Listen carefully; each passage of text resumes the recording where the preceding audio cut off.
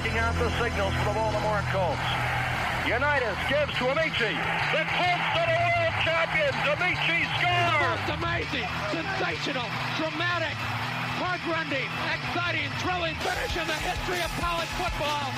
California won the big game. 5 seconds left in the game. Do you believe in miracles?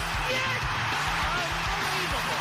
This is Phil Steele. This is Mike Burnham. This is Wes Durham. This is Mike Ashley. Hi, this is Chuck Foreman, number 44 of the Minnesota Vikings. Woo, mercy, this is handsome Jimmy Van, the Boogie Woogie Man. This is Coach Fry with Virginia Tech Football, and you are listening to Big Dog Sports Talk. Are you ready to rock? Are you ready to roll? Okay, let's do it. You're in the doghouse with Rick Watson on Big Dog Sports Talk, presented by Pulaski County Sports and Entertainment. Join us in the Family Fencing Studios and chime in on the McClellan Chiropractic chat line. He's keeping cool with help from Little River Heating and Air, but this show is straight fire. And now, the big dog, Rick Watson.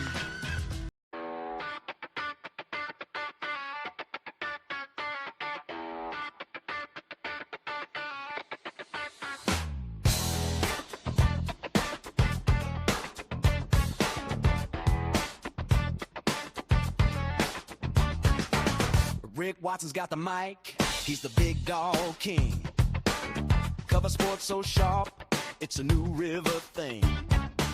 Virginia Tech fire, rapid pride too.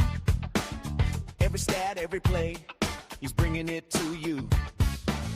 He's got that voice, deep as a valley, breaking it down, no dilly, no dally. Big dog sports talk, feel the bark.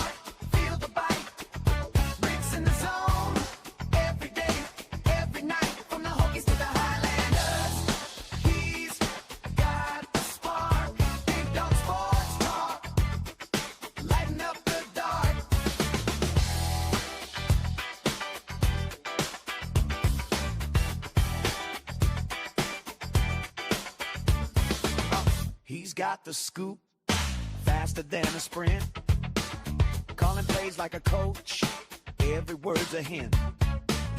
From the courts to the fields, the stories unfold. Rick's play-by-play, worth its weight in gold. With a laugh and a growl, he'll pull you in. Big Dog's podcast, let the games begin. Big Dog Sports Talk, feel the bark, feel the bite.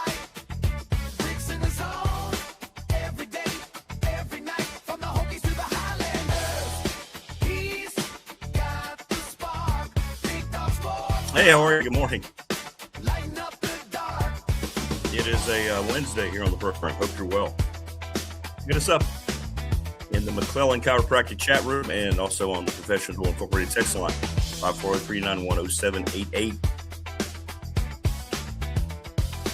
Good morning, TLB. Bobby 12, where you are, Blustery Knob. Oh, I haven't looked. Let me see.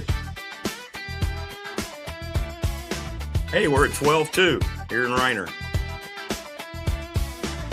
Going to work our way up to a balmy 27 today. Can't wait.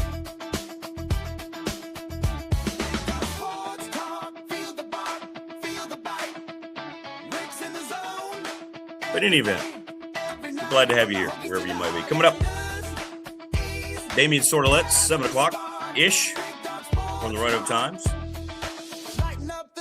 The multiple Hall of Famer, David Teel, he was in Blacksburg covering Tech and Georgia Tech last night on the hardwood.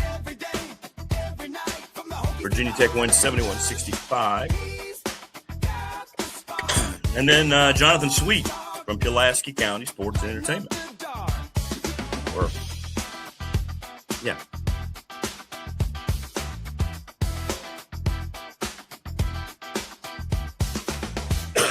They also announced their, it's going to go over again. Let me stop it again.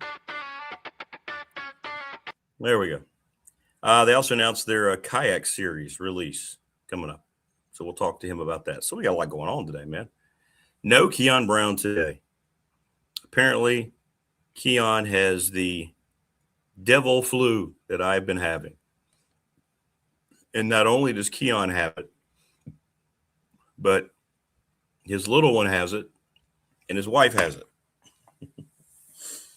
So Keon's got a whole household full of sick people. So KB, I hope you start to feel better, my friend. And I hope it's not this, because this has hung on for about a week now, and I was dead wrong with my self-diagnosis. What's up, Swish? How are you? Good morning.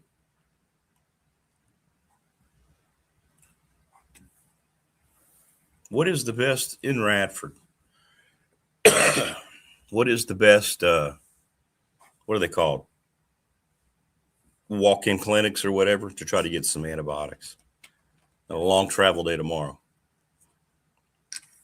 Long travel day tomorrow. What are they called? Urgent care. Jeez Louise.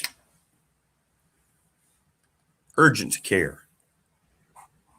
Is there one that's better than the other? If you had one that's in Radford, that's a good one. Because I'm going to probably need to head in there today before I go to work. Yeah, probably be a good idea. Get my game prep done, and maybe I'll go to the clinic afterwards.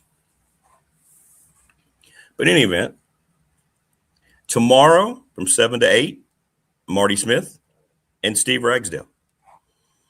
So Marty and Rags tomorrow, 7 to 8. So we got a lot going on here as we get toward the end of the week.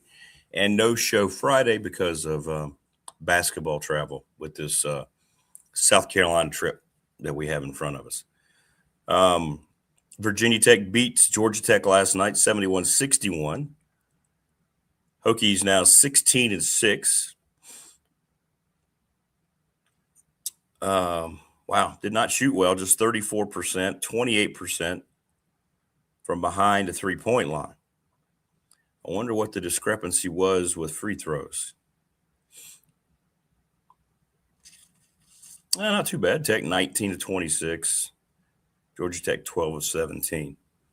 So not the kind of win I thought they would get. I thought that'd be more of a kind of a comfortable dub, but it's still a dub. 20 points. Ben Hammond playing great. Abidal is 3 of 15. Wow. 9 points. That young guy, I guarantee you, he's talented enough. He's hit the wall in January. He's had to try to pick up some. I'm not trying to make excuses for a guy making, I guess he's making over $2 million. But I bet you when they get healthy, he's going to be back and pick it back up.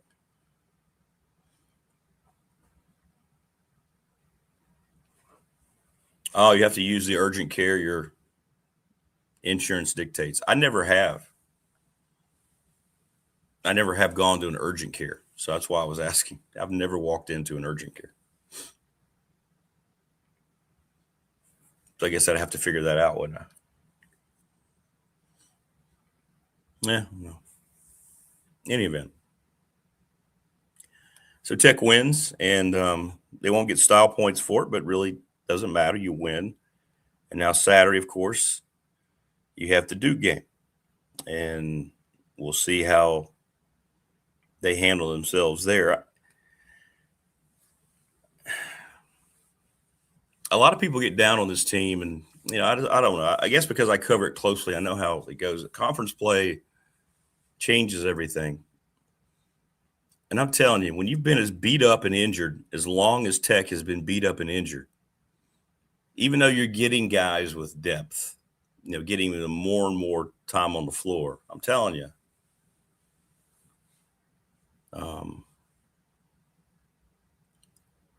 it takes its toll.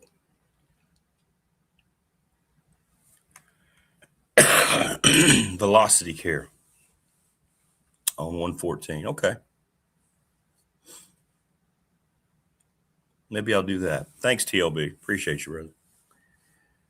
So I'm not going to get down on Mike Young's team. We'll talk to David Teel about it. He was there. They're not finishing games like you would want. They almost blew the Syracuse game. This one was, I didn't watch any of it, but looking at it, it was a lot closer than maybe we would have thought. But I'm hoping. Here's what I'm hoping. We hear about it every year. If they're on the bubble at the end of the year, and I don't know what they're going to look like, they may go on a big tear in February, right? But if Tech is on the bubble, I would think that if anybody has any credibility on the committee, they're supposed to take into account, they always bring it up,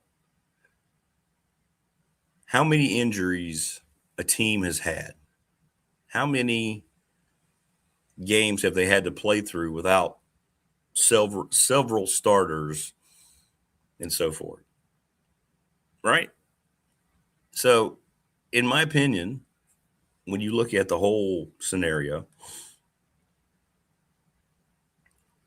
they have about 6 weeks worth of injury report they need to make sure the committee sees. So I don't know. We'll see how it does. The Duke game, obviously, it feels like it can all be fixed by one win. And I think if they could somehow upset Duke on Saturday, that would do it, right? But there's something to be said with muddling through things, right? Carrying on when you don't have your full allotment of players for as long as Mike Young has had to deal with it. People think that you're making an excuse or it's a crutch, but it's factual. There's too many key players that they haven't had together. This team has barely been able to be on the floor like it was envisioned. So from my point of view, I think Mike Young and his staff, JD Byer, I think they're doing a great job with this team. Maybe I'm in the minority. Maybe you disagree, and that's fine. But we'll see how Saturday goes, and we'll see when they start to get everyone back. And when that happens, I think you're going to see a difference in the basketball team. But it's hard to be critical of a team that wins. And I saw some of the comments, about their win last night. And I'm like, well, it's a win, right? They could have lost the game. Right? But they didn't. So they got the dub. But look at it this way, too. Did you see the UVA game last night? UVA considered maybe the second best team in the ACC. They had to go to double overtime. Now, they were on the road, but that's at Notre Dame, a team that Tech handled shorthanded. Virginia won the game 100-97 in double overtime.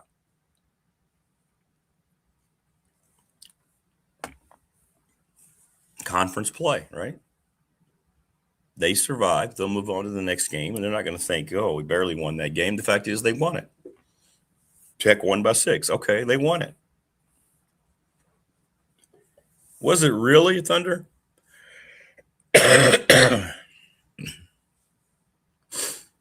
So the Challenger tragedy was 40 years ago today.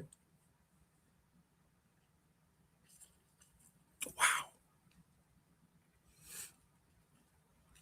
Yeah, time does fly.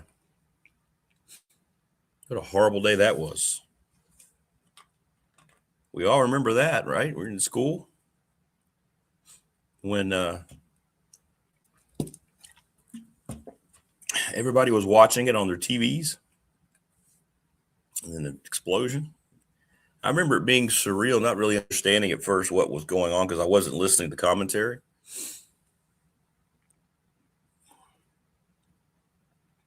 Thinking, I don't think that was supposed to happen, and then boom, terrible.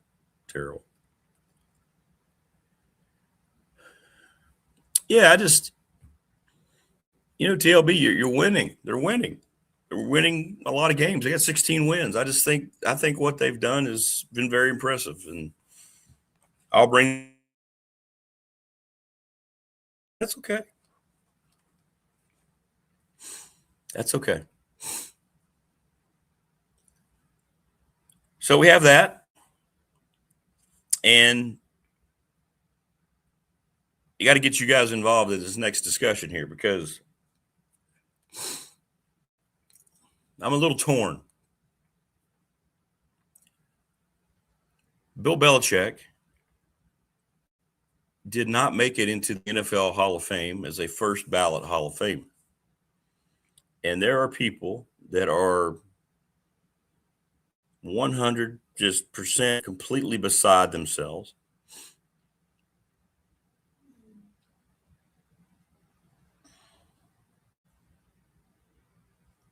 And if you look at the numbers,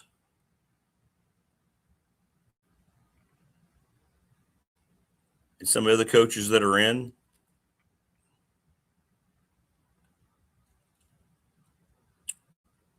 it does feel kind of ridiculous.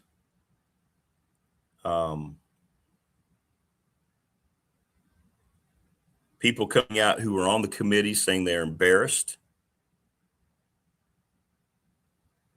And I'll tell you what it comes down to. It comes down to more than Deflategate. It comes down to the Spygate. It comes down to the multiple times they were caught filming opponents.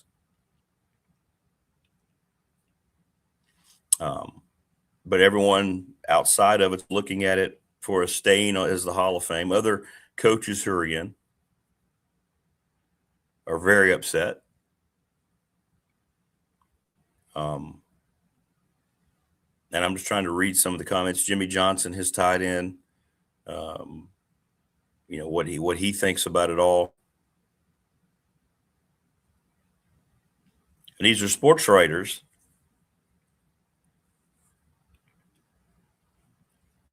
And that's something, too, I've never really understood throughout baseball, which there's a lot of folks who've been left out of the Baseball Hall of Fame that I don't agree with. But, man, I'll tell you what, the outrage of this is interesting.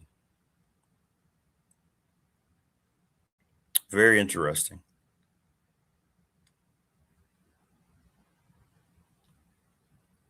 But Bill Belichick not making it in, how much of it is what happened there and how much of it is what's going on now with him? I wouldn't think that would fall into it. But people are bringing that up. And I'm asking you, that has nothing to do with his NFL coaching career, with the stuff with Jordan and the stuff with down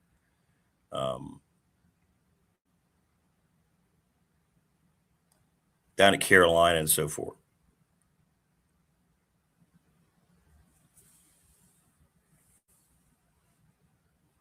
So Jimmy Johnson posted this on X. He says, as a Hall of Fame coach, and he should not be, the fact that a guy like Jimmy Johnson is in the Hall of Fame, he didn't win 100 NFL games.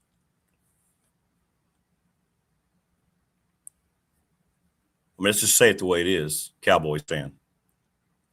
He says, as a Hall of Fame coach, I think Bill Belichick is the greatest of all time. Yes, he had a great quarterback. But we all did after he won after the salary cap, free agency. Plus, I know how much he loves the NFL and the game. He finished it by saying, "I'm pissed."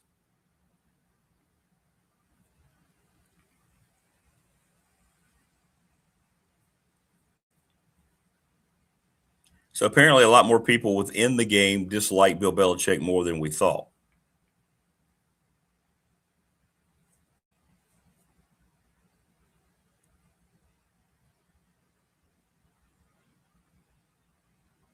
But everybody is critical. Most people are very critical. Some people are saying this is why it happened. But the guy who does have 8 Super Bowl rings, think about this. This is what happened in the span of 12 hours in the NFL. Bill Belichick gets left out of the Hall of Fame, and Shedeur Sanders, who had 7 touchdown passes, 10 interceptions, and a passer rating, the lowest of any starter in the league, is added to the dreaded flag football Pro Bowl game.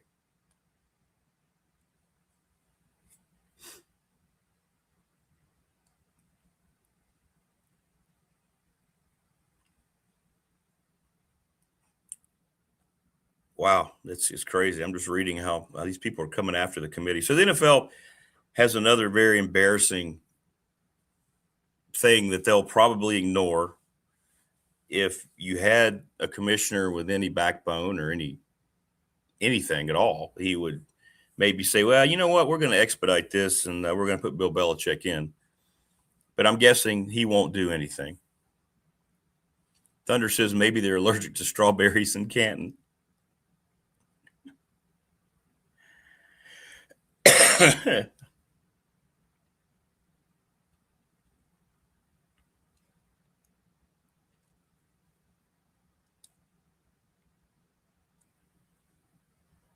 Wow, the backlash is pretty strong. And now what this does, I think it really hurts future coaches probably from getting in anytime soon. Like if Bill Belichick's not getting in on the first ballot, you know, a guy like Mike Shanahan, I'm biased, obviously. He should have been in years ago. He didn't even make the finalist list. I'm wondering how far he gets pushed back. So how do I feel about it? People on the text line are asking me. He should have gotten in.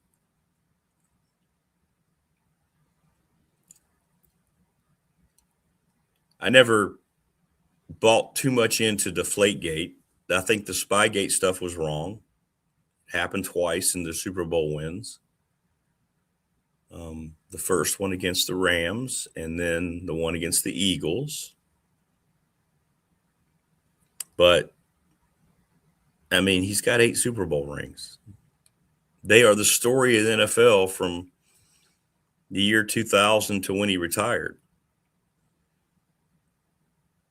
With the records and the wins, I mean, the fact, I get why people are upset. And I think for a guy like Jimmy Johnson, one of the reasons he's outspoken, and you'll never convince me. Now, look, Jimmy Johnson was a hell of a football coach when you combine what he did at Miami and in the NFL. But he should not be in the NFL Hall of Fame. I know he's got the 2 Super Bowls.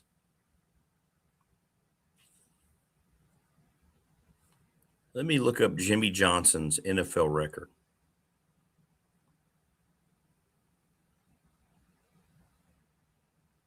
Jimmy Johnson was 80-64 in 9 seasons.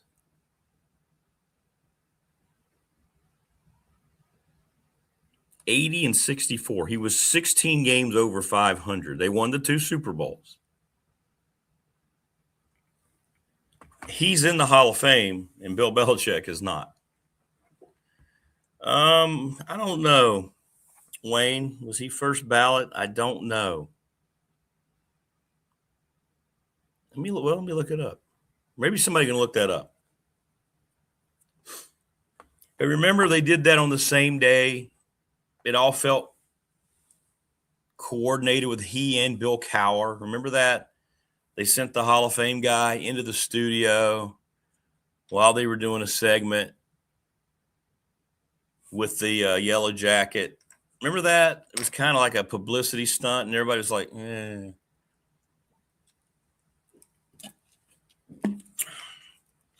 Because Cowher worked on CBS, and obviously, you know, Jimmy works for Fox.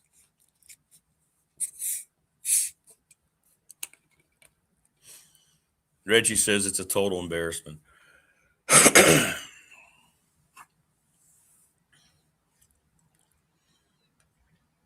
can't imagine Bill Belichick making a Hall of Fame acceptance speech. I think he'd probably step up for the Hall of Fame acceptance speech.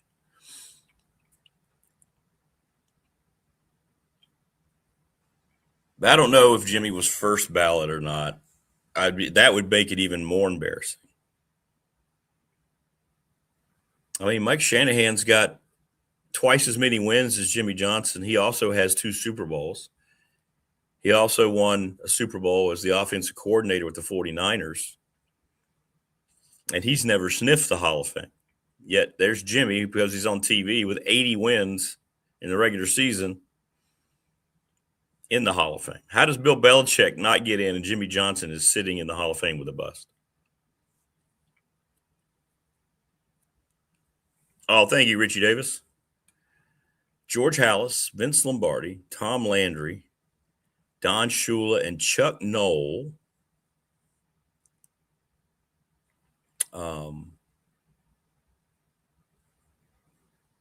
are the only first ballot Hall of Famers. That's BDST legal counsel Richie Davis. And all of those make perfect sense. All 5 of those make perfect sense. So now you have Jimmy that's in there with 80 wins. And Bill Belichick does not get in.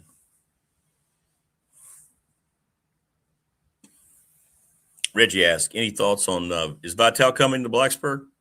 I had no idea. I do. Well, I appreciate how he has successfully battled through different cancer treatments and diagnosis. First of all, respect him a lot for that. I've never cared for him as a broadcaster. Now, he's been on this show. He was on the show, I guess, about 6 months after we came back, 2021, before he got diagnosed again. But I've always thought he was very insincere,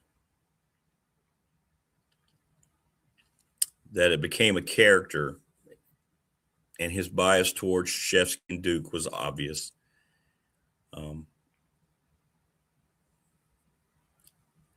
I don't think he's terrible. It's just my own personal opinion. But I do have a hell of a lot of respect for him for everything that he's battled through, and he's kept trying to work through it. Kudos to him. That's great he's coming to Blacksburg. I had no idea. Of course he's coming to Blacksburg because Duke's here.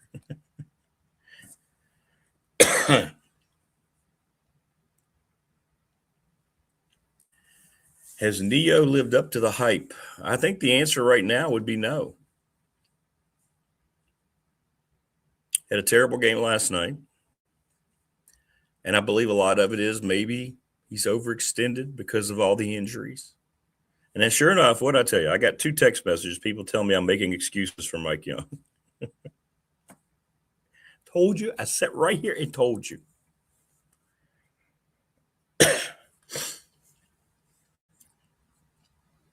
I think Tech was 16 wins. The fact that they've had maybe 2-3 weeks of how this team was supposed to look at their disposal, I think he's done a nice job. I'm sorry. Seth Greenberg is open to a guest appearance.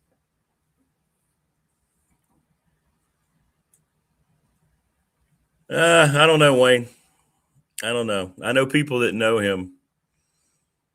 He plays a character, much like most of the people on ESPN.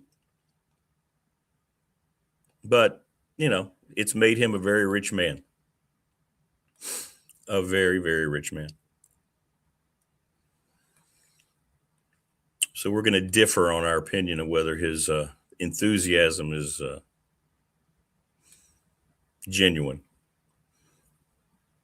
But no, right now, Tebow, I think you probably have to look, especially how much money as he's making. You would probably have to look at it as a disappointment. 3 of 15 last night. And this hitting a wall might be real for him. And I don't know how it's affected draft status. They look at potential more than they do. Who cares? It's the NBA. The one topic you will never hear me talking about is NBA draft status.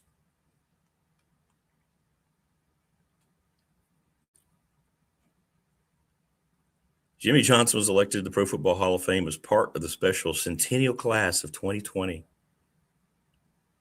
The specific ballot count for his election was not publicly released. There you go.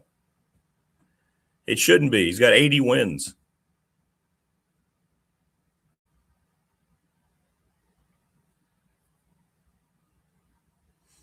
Okay, that's fine, Wayne. You cheer the hell out of Dick. That's great. That didn't sound good, did it? Tebow agrees. Yeah. I mean, and this is what I said earlier in case you're just tuning in. Tech's got 16 wins. A lot of people are down on them. I guess because I cover college basketball. And I talk to coaches about how one injury changes so much. Look how many Tech has gone through. I should, Wayne.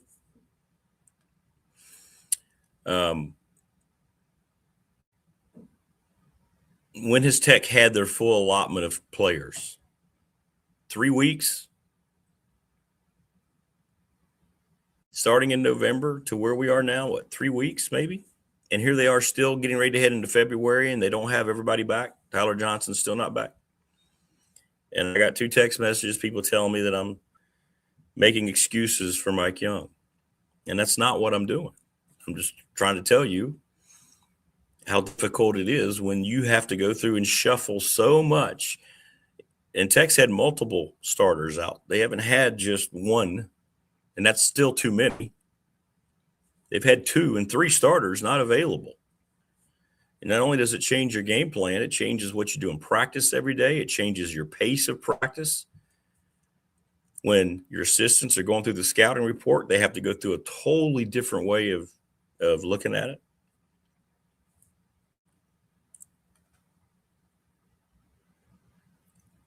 And they've got 16 wins. And I know right now they're probably sliding into bubble status every week. They can change that Saturday if they get a win.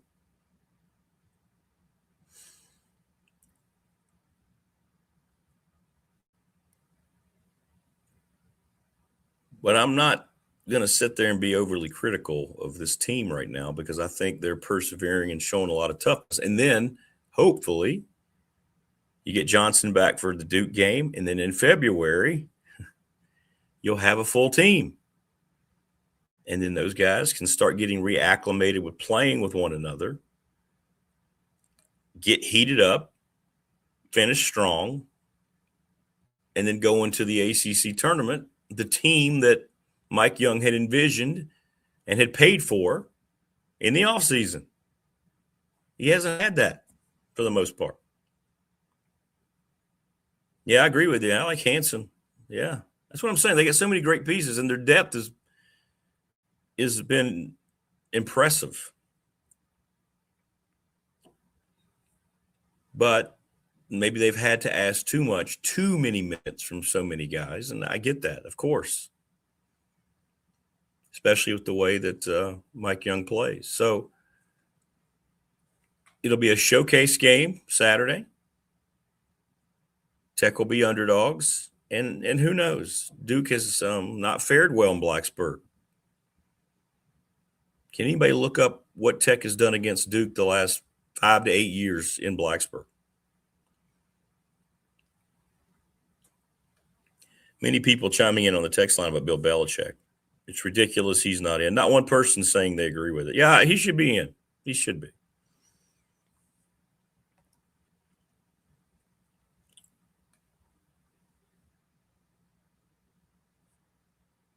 Philip is saying that what he did in Spygate probably has happened more times than we've ever known. It just became something that was followed once they picked up on it the first time. Well, his assistant, Josh McDaniels, tried to do it for the Broncos. When he was the head coach of the Broncos, one of the worst head coaches ever, he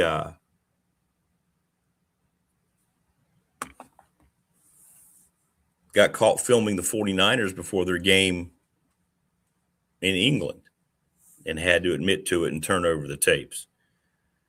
And we know who he learned that from.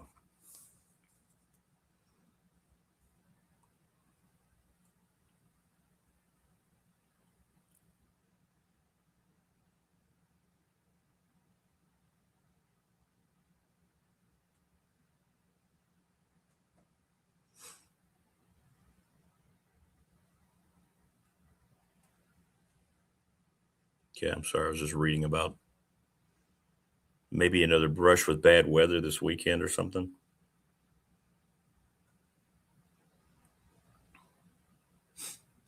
Which I didn't know about until right now.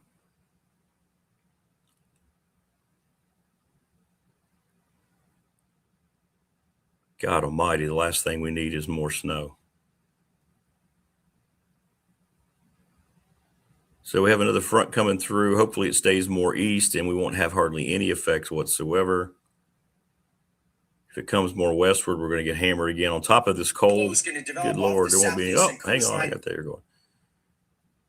Y'all can have this crap, man. Tell you what. The stuff we have on the ground now will be there until March. And now we're going to get potentially more on it. And there's still people that want more snow. Explain to me how you can have that mindset and think this is benefiting anyone.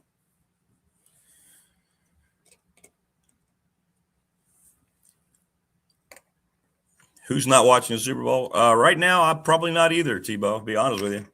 People don't believe me. Watch me not watch it.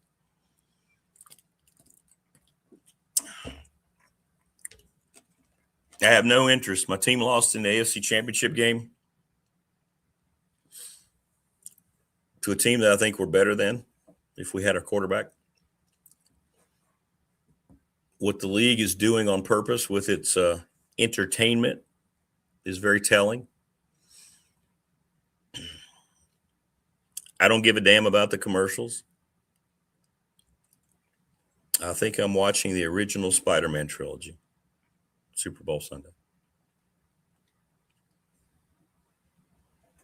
There you go, Brian. Tech was 16 wins. Should have 18. With all the injuries in years past, they'd be 12 in the same situation. Exactly. Thank you. So I'm not being a homer. I'm just telling you the way it is. There you go. Tech's won 3 of the last 4. I knew Wayne would know. 3 of the last 4 against Duke in Blacksburg.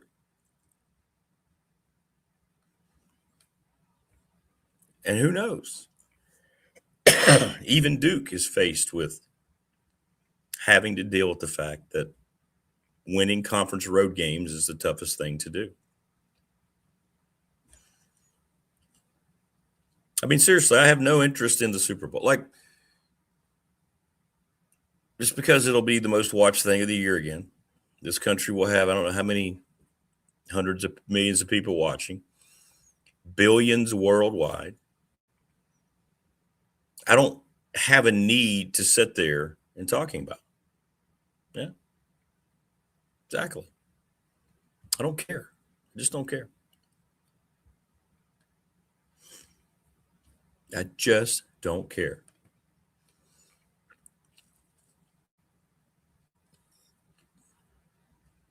The league is quickly becoming like the NBA to me.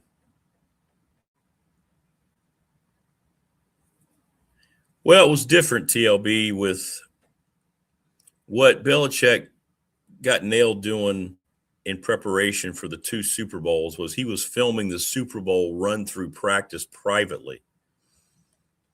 They had rigged a camera up to film the walkthrough, the goal line plays, the goal line defenses, things like that. And that's why that was different. We're not talking about game film here. We're talking about filming final walkthroughs in preparation for the Super Bowl.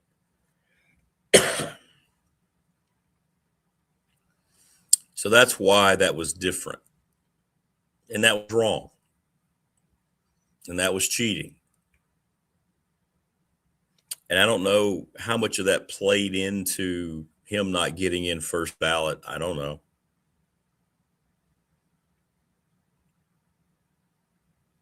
Spygate, Deflategate. I never really got into the whole Deflategate thing.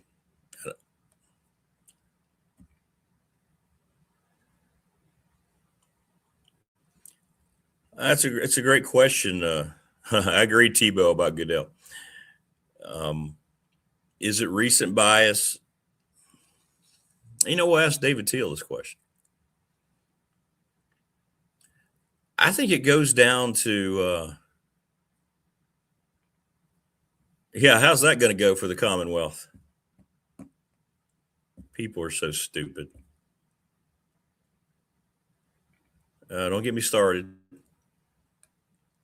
on that particular topic, Tebow.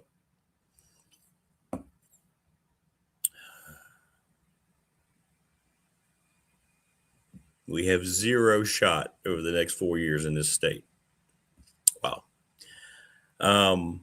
The bias,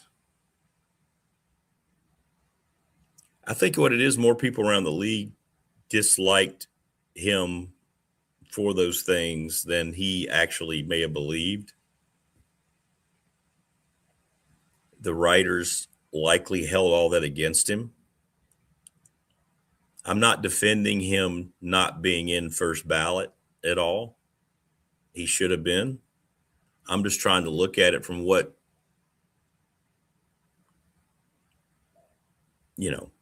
aspect could have led to the fact that he's not in today.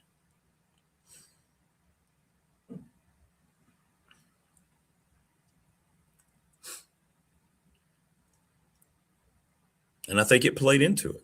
He's not guiltless.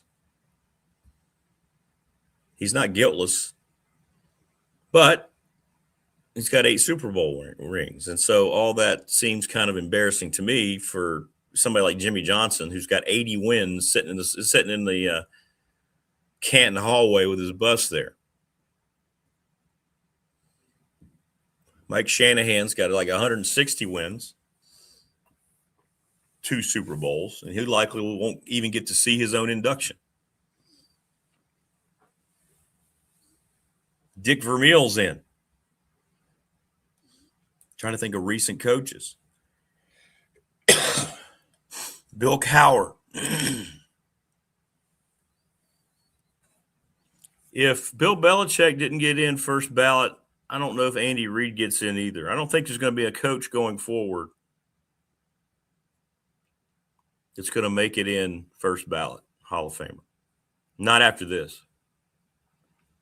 I think it's going to be very, very difficult. Should he be? You're 100%, Wayne. He should be. He should be.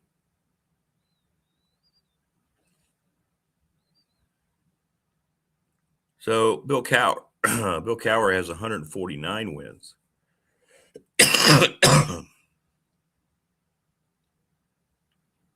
He's got 1 Super Bowl win.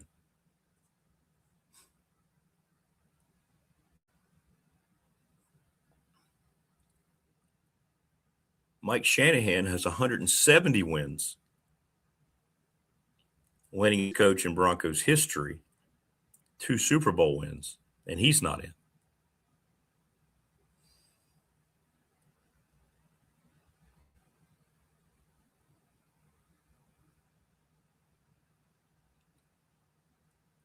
And Dick Vermeil was only 11 games over 500. But he won the Super Bowl in 1999. So what I'm looking at there are guys who are well liked.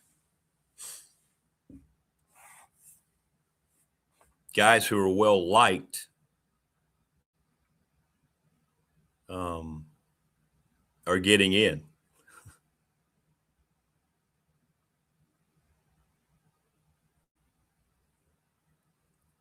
Yeah, Bill Parcells got in 2013, Matthew, as he should have. Jimmy Johnson and my man Buddy Ryan had some epic battles on and off the field. Yeah, they did. They didn't like each other. It was great. The Taylor Swift effect, he says, for Andy Reid.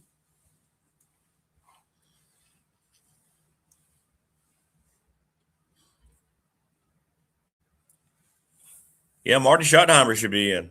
I mean, he didn't win a Super Bowl, but he did everything else. No Dan Reeves. Super Bowl. Didn't win a Super Bowl as a coach.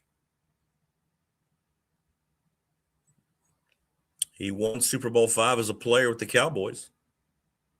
He won a lot of games.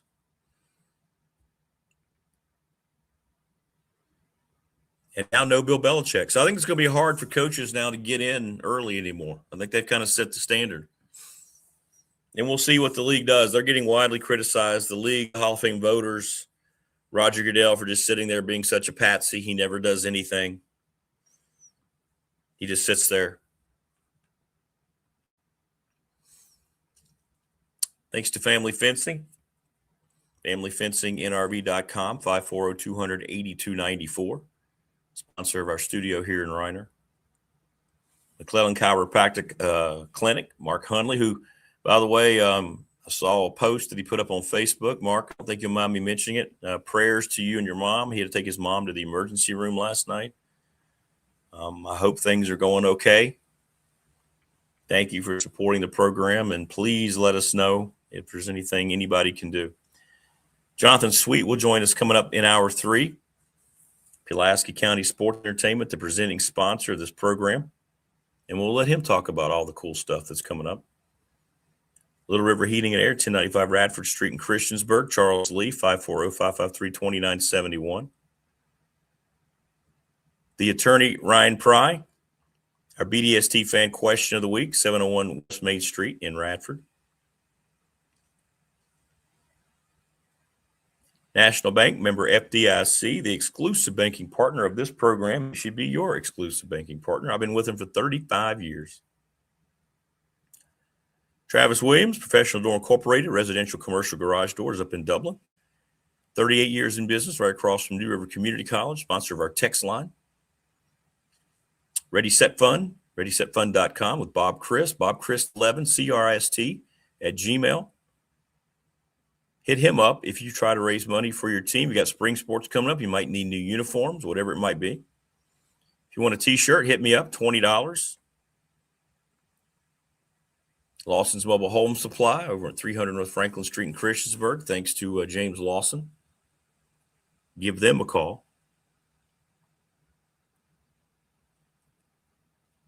And the NRV Super Bowl has game time at the Super Bowl Sunday. $100 per lane, up to 8 bowlers, 4 hours of bowling fun, shoes, pizza, 20 wings, 2 pitchers of soda. Call them up, 540-382-5525. And we really appreciate them. They were going to host us for our get-together, and we were unable to get there because of the schedule changes in hoops, because of this god-awful weather. And the last thing we need is more god-awful weather.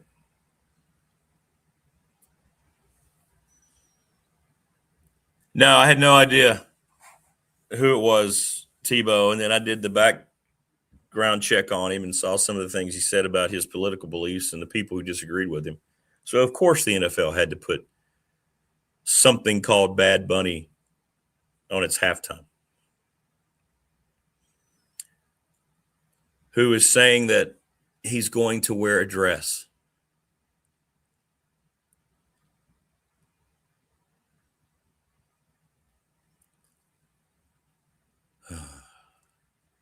Yeah, I would think Tomlin will get in. Will he be a first ballot guy? I think this sets a new standard. If Bill Belichick's not a first ballot Hall of Famer as a coach, I don't think there are any more first ballot Hall of Fame coaches.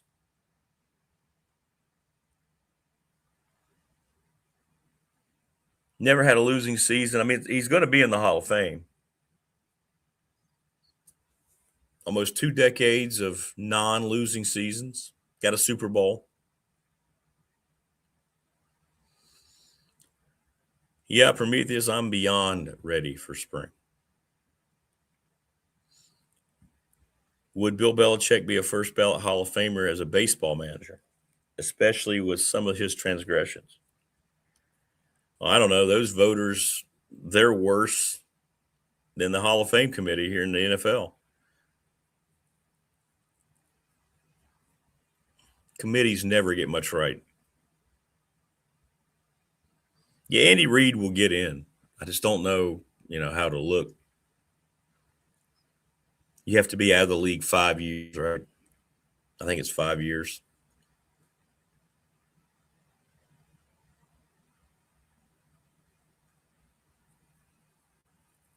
But we'll see.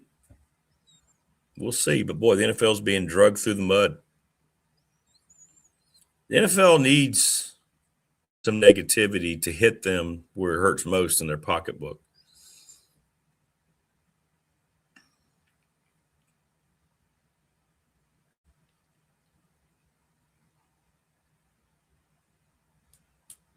I mean, they must make decisions because they know they're an unstoppable machine, and that's where, it comes into play when you're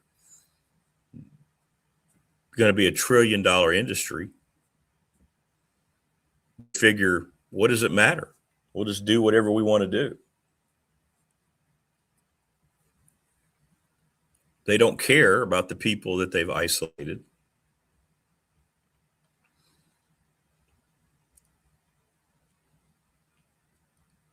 Like the NBA quit caring years ago. So it's tough. It's tough to come back. But I'll be honest, I've never had less desire to watch or to keep up with any league than I do the NBA right now. Well, of course there's going to be a political statement, Wayne. That's why they have who they have there, pregame and halftime. Absolutely.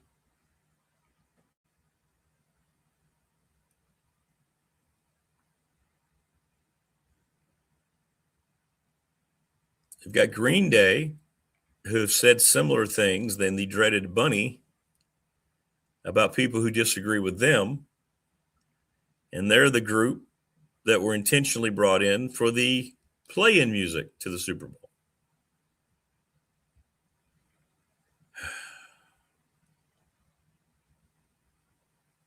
But this comes back to what I've been saying about college football fans and why, no matter how horrible it all is right now in college football, why it won't change. It's because people will always go back.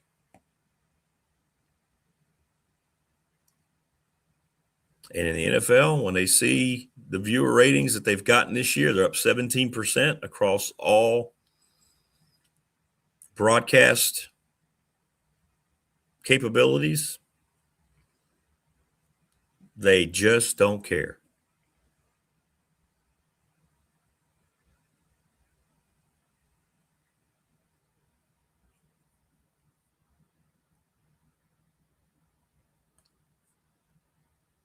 The NFL is doing what the NBA did. They're trying to actively get younger people. And maybe our generation's starting to fade out a little bit. I'm now seeing why my dad, who was the most avid sports fan of anybody, he was a lifelong Steelers fan back in the 60s when they were the worst team in the NFL, and then when they won Super Bowls. And when he got older, he would go, it doesn't bother me as much. It doesn't affect me anymore. He stayed close to his Mountaineers of West Virginia, but he did. He kind of fell out of favor with the pro sports. Tebow says, people know this stuff is trash. They know these people hate America, yet they will still watch. Exactly.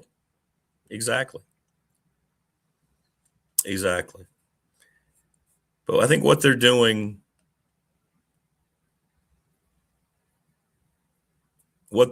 is intentional. They're trying to get what they feel like is going to be a broader appeal to groups that they feel like they probably don't have a high representation from, and to hell with the basic fan base.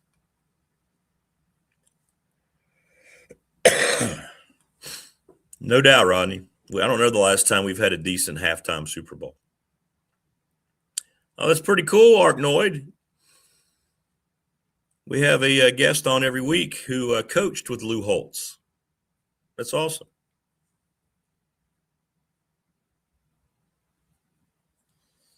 There's Morris, had tons of blankets on and overslept. We all make mistakes. Yeah, I tell you what, you needed those blankets down there in Florida. I'm guessing you may have had too much of the Palm Coast experience last night. No problem, Arknoid. That's cool. Yeah, Filmation. Still very close with Lou Holtz. Lou Holtz is a hell of a football coach. Hell of a football coach.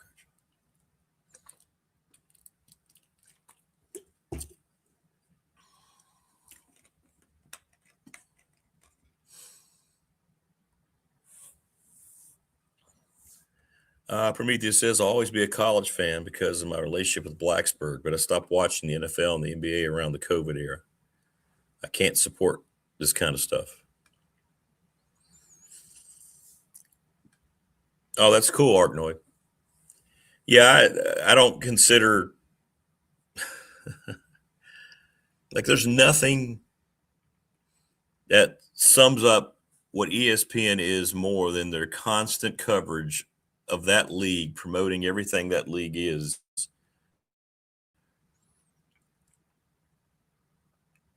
I get these updates about NBA guys, and I'm just like, they just can't stop themselves.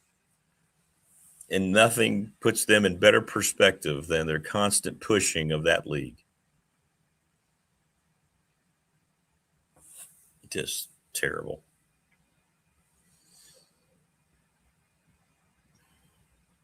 Welcome, Arknoid. Please subscribe, like, and share the channel. We're getting close. We're only like 3 or 4 from 800. Trying for our quest for 1,000. But you're welcome anytime. Yeah, I saw that too, right there. I saw that too about the average. Actually, it was Todd Grantham. Todd Grantham sent me that about the average pricing. Thank you so much, Arknoid. I just saw that. I just got the update. Appreciate that, brother. Good to have you. We're now 4 away from 800.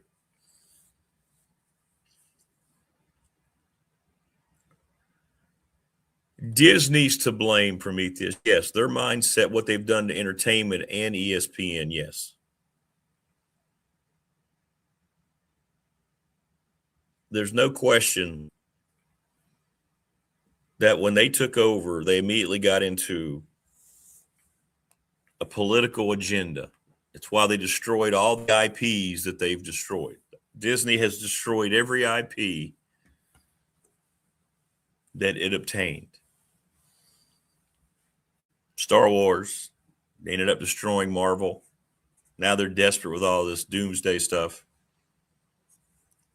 But there's no question that that whole influence, I mean, ESPN is nothing more than political ideology at this point. It has nothing to do with covering sports. And I see all these old Sports Center clips and how great Stuart Scott was. And so good. So good. And Arknoid, you're right. Gambling is going to destroy football. It's going to destroy all sports.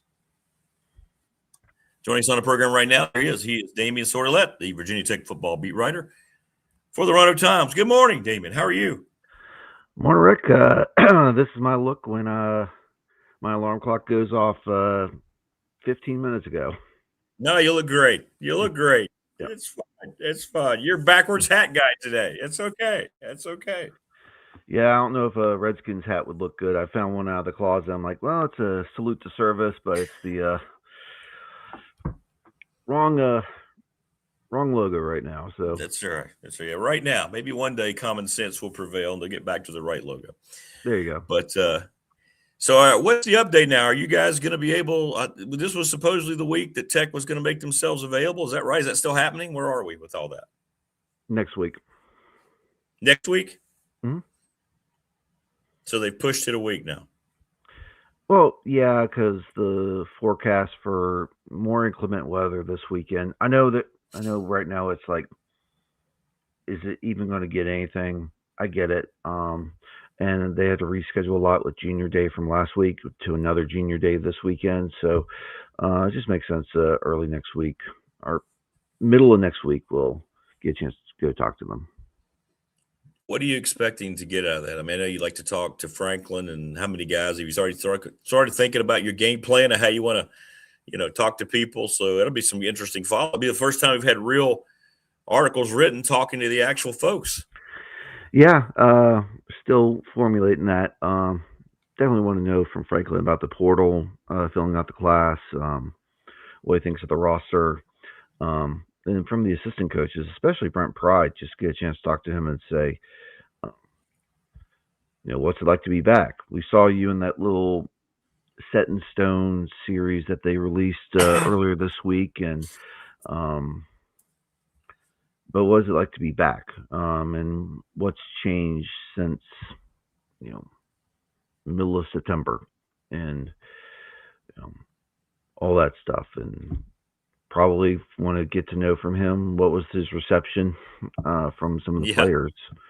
And then get a chance to talk to the other coaches, get a chance to talk to them, get some quality time, sit down with them, and get to know them, and I guess find out philosophies and all that stuff, how they want to coach and teach and all that stuff, and so we'll see. It should be a fun one, and hopefully a lengthy period to get a chance to talk to them. I don't want to be forced to you get 10 minutes with the coach. I know. Oh, great. Give me 20, 30 minutes with each coach. And it's going to be a long day probably, but all for it. Hadn't had a chance to talk to these guys in a while. So, since signing day actually with Franklin. So, I'd like to get some stuff to talk to him about. Well, that'd be terrific with Pride, because it is interesting to kind of tap into his mindset and how he's feeling about everything, and what it had to be Franklin's influence, and his passion for tech and things like that. So that'll be good. That'll be good. And you're right. You don't want to be sitting there saying, "Hey, I have 10 minutes," and some guy going, 2 more minutes. Need to move on. Yeah. Worst thing ever. Yeah. No kidding. You're being asked about the schedule. What'd you think? Debo's asked you, what do you think about the schedule that came out? Yeah, the way they laid it out with alternating road and home games throughout the entirety of the schedule, I mean, it doesn't allow you to have multiple weeks at home. So that's, that could get a little tiresome, especially for the players. I do like the Friday games. Wayne does not. I know. I like the Friday games because that seems to be where the television ratings are these days. The back end is definitely tough, but I would appreciate, I think Virginia Tech's probably going to be happy the back end is tougher, because with so much uncertainty with this roster, you need to have a potentially easier slate early on to get your bearings. Sure. Now, I'm not going to go in and say Virginia Tech's going to have a record of X and X after the Georgia Tech game, because we don't know how much Boston College is reloading. Sorry, I don't know if BC's going to be good this year, but how much are these teams reloading in the portal? And we shouldn't look at them as, hey, they were like this last year, and all that stuff. So I do think Tech should be in a good spot after the Georgia Tech game, going into Clemson, and then you get the open week, and then SMU, Stanford, Miami, Virginia. It's a good stretch in the year, and honestly, for Virginia Tech fans, who knows what the league's going to look like in a few years. So get a chance to go to Cal, get a chance to go to Stanford. Get a chance to go to SMU. Yeah, there you go. Get a chance to go to some places that you haven't been for. Wayne, I'd say I agree with you, but with the NFL taking over Thursdays and the fact that they've put that game on a streaming service where it's harder for you to bounce back and forth between games, right? You need that Friday game. You need that Friday games to get some television ratings, because if you're putting your if you're setting your TV to Prime, you're not exiting that app to go to That's right. Another app to go watch college football. So Friday night games are good. I understand they're for high schoolers, yes, but and right now Virginia Tech only has one home Friday game, so that only impacts Blacksburg and Christiansburg once during the year. And the VHSL master schedule will come out over the summer, so we'll see, if both those teams are at home and they have to move up to Thursday, or if they're on the road and they don't have to worry about it. Yeah, you're right. It's the NFL. The NFL bumped them out of it, and they tried to fight it early, and they realized this is going to be a losing battle, and they get more benefits from the NFL. So, okay, we'll go to Friday. And the high schools go, well, we have no power. So let's just grin and bear it. So you're right. You're right. Yeah. I'll go back to 2024. Virginia Tech Miami on that Friday night game drew like close to 4 million, or it's like 3.5, I believe. And then the Thursday night home game against Boston College drew like 900,000. So if you're getting your payout from the league based on TV viewership, you'd rather be on Friday. Oh, 100%. Yeah. Yeah. Well, I mean, we know the whole thing is the Mensa thing got settled. He gets to go to Miami. Now Duke doesn't have a quarterback. Rutgers, what'd you think of the Rutgers thing? I wanted to ask you about that. They showed their books. $73 million in losses just in the last year. Overall, they say they've lost over $500 million. Yeah. In the 11 years they've been part of the Big Ten. How does that happen for one athletic department? Is it just ineptitude, or is this kind of the reality that more schools are facing than we think with all this? I think it's a reality.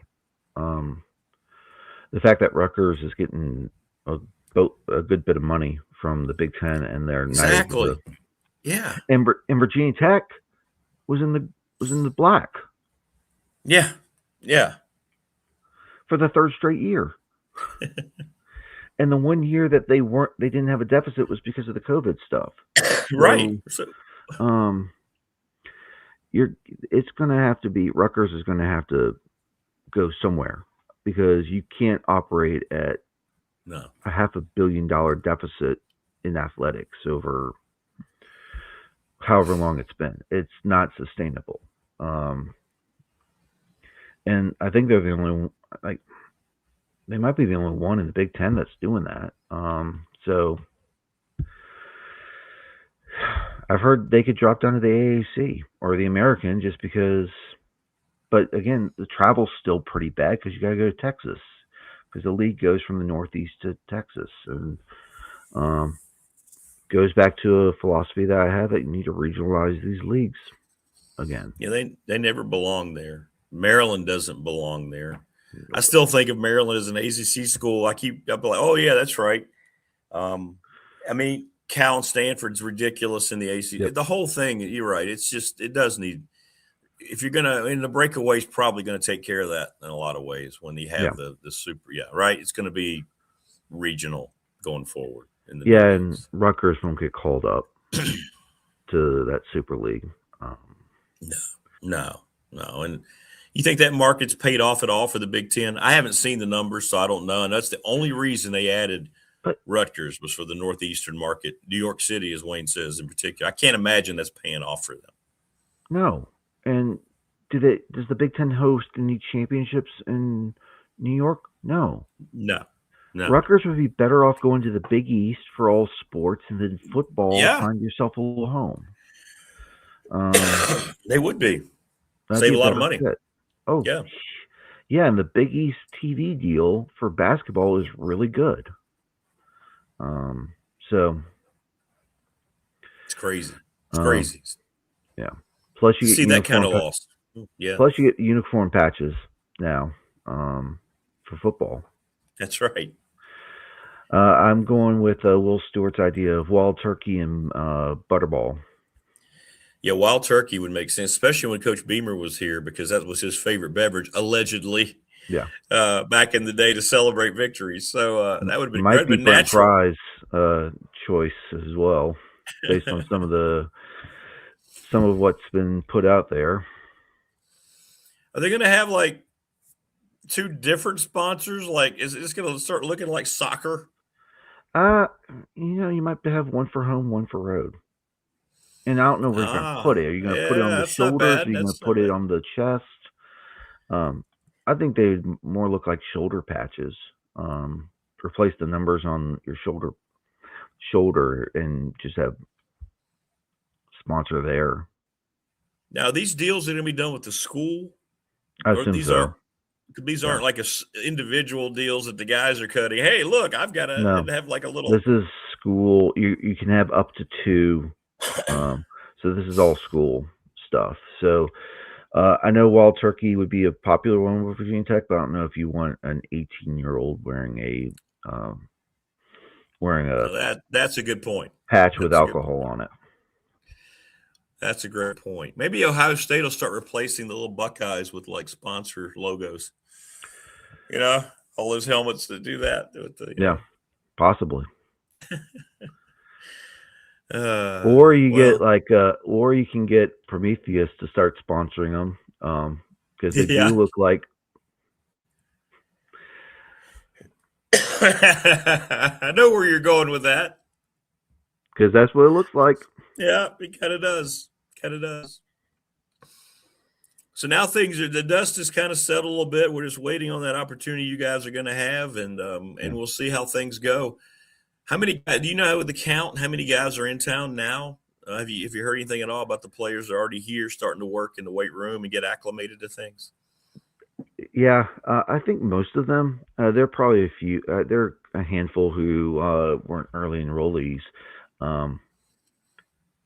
but I think most of them are on campus already. All the transfers are on campus, and I think most of the high school signees are on campus. So they got a good group to work with. From the returners, Snook Peterson's still with the basketball team, so I don't know if he's splitting duties right now, but I think he's going to finish the basketball season with them. So I don't know where that puts him, but I mean, he is staying in shape, still playing with the basketball team. So even though he hasn't gotten any run yet, but he wants to do both, and he's got the opportunity to do both, and he's still on both rosters. So, but I think everyone else is there, minus a couple of high schoolers. And now we know Isaiah Pena, the tight end who was committed to Tech, is now going to Southern. So that's one. Tech's not going to get that signee during the spring, so that's one less thing to worry about, and I think that's why they constructed the roster the way they did. We don't know, I was thinking about the schedule question again. I was trying to remind people, look, we don't know what many of these opponents are even going to look like. They're doing the same thing Tech's doing. In many cases, new coaches, 40, 50 new players everywhere. I mean, I know the road games are automatically tougher because of the travel, but we don't know, do we? We have no idea who might shine. Nobody saw Virginia doing what they did. Duke wins the championship. I mean, did we think Miami was going to bounce back this much and play for a national title? I mean, and Florida State would fail along with Clemson? No, Clemson. A lot of people thought Clemson had a shot to win the Natty. Yeah. So you just don't know, man. You just don't know nowadays. Yeah, and BC's now going to be fully funded.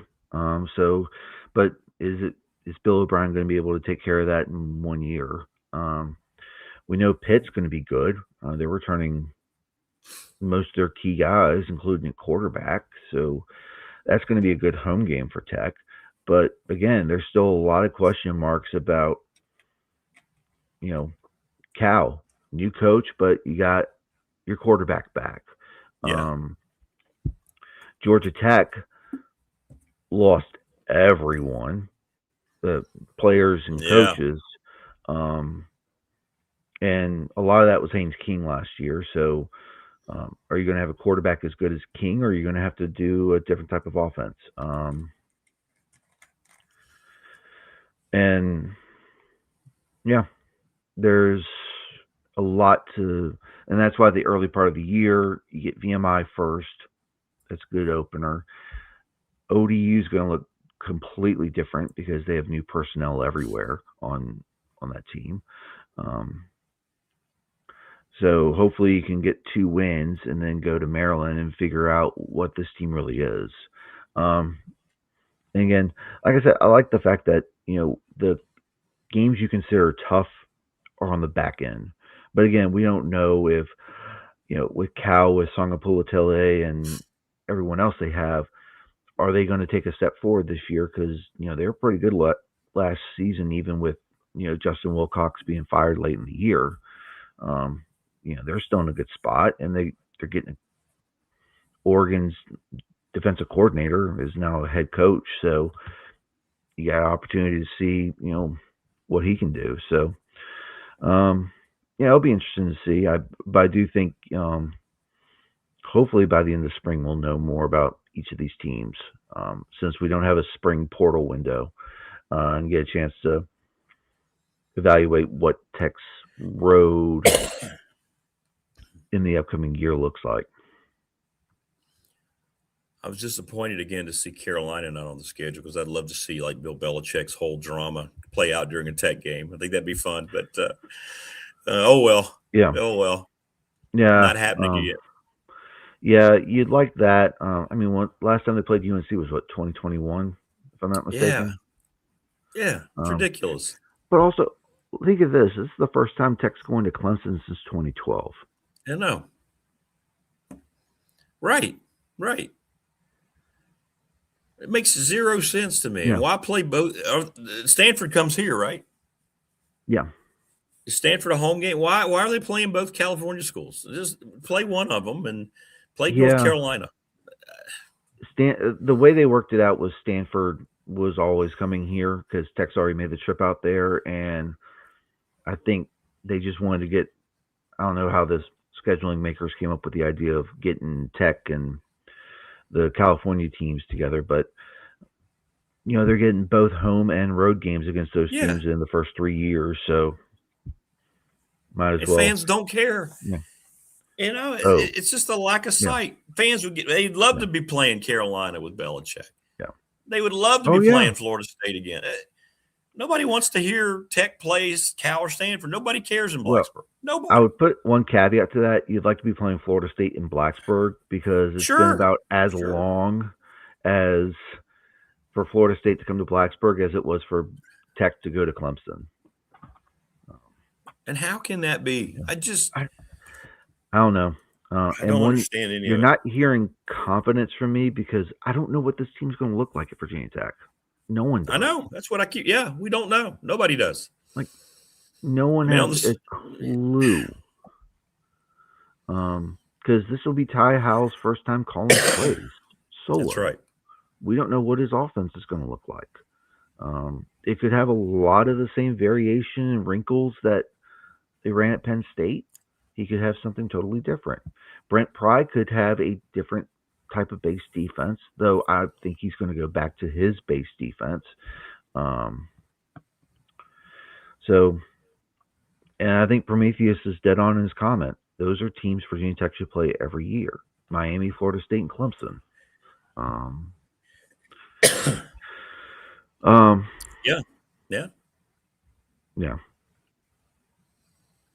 Yeah, all three. That's true. They play SMU as well. It's just, I don't know. It's just like when they originally made the schedule, they ended up butchering because it was so bad when they had, hey, here's your 3 annual opponents, just leave Miami out. Yeah. Backlash was heard loud and clear, and they changed it. It's just, none of it makes any sense from the league's perspective on their scheduling. For many of their opponents. For me, what was the other big rival? Was it North Carolina State and Wake? There was one other big rivalry on Tobacco Road that got ignored too. I can't remember which one it was. Yeah, Wake was involved. For some reason, they kept Virginia and UNC together, which I agree with that. But yeah, there was some UNC and Wake or something. It was something like that. Yeah, where they weren't playing, and it's like, and it was going to turn into a situation like what happened with UVA and NC State, where those teams were going to schedule non-conference games against each other to actually play, because it makes so much more sense. I like the idea of playing West Virginia on a yearly basis. Yeah, West Virginia would be a much better addition to. I would flip West Virginia and SMU. Send SMU to the Big 12. Bring West Virginia to the ACC. There you go. There you go. That would take care of a lot of things right there. Right there. And the Big 12 is based out of Dallas, so you get yourself a Dallas school to go with Baylor and Houston and TCU. Yeah, I would do that. Heartbeat. Imagine the schedule with West Virginia replacing Maryland and JMU replacing VMI. Now we're talking. Now we're cooking. I would replace West Virginia with SMU. I would do that and then have JMU instead of VMI. So you have Maryland and West Virginia on the schedule. No, that'd be fine too. That'd be okay too. Yeah, that'd be fine. That'd be fine. Yeah. But yeah, it's just nobody has any desire for these games. What's more of a boneheaded move, the ACC adding Cal and Stanford, or the Big Ten adding Rutgers? That hasn't paid off. That will never pay off. Yeah, I know the Big Ten's going to say it paid off adding those West Coast schools. Yeah, they will. They will. But it just LA market. Yeah, it's just diluted everything, because if you kept the Pac-12 together, be in a better spot. Right now. Yeah. And you could have added some other schools to the Pac-12. Left that as a core, and you could have added maybe. I'm with you. You could have added Boise. Yeah. You could have added Boise. You could have said, hey, Gonzaga, come in as a all-sports member. You don't have football, but add the Gonzaga basketball brand to USC, UCLA, right, Arizona. BYU. Yeah. I don't know if the Pac-12 wanted BYU. I think BYU's in a good spot with the Big 10 or Big 12, sorry.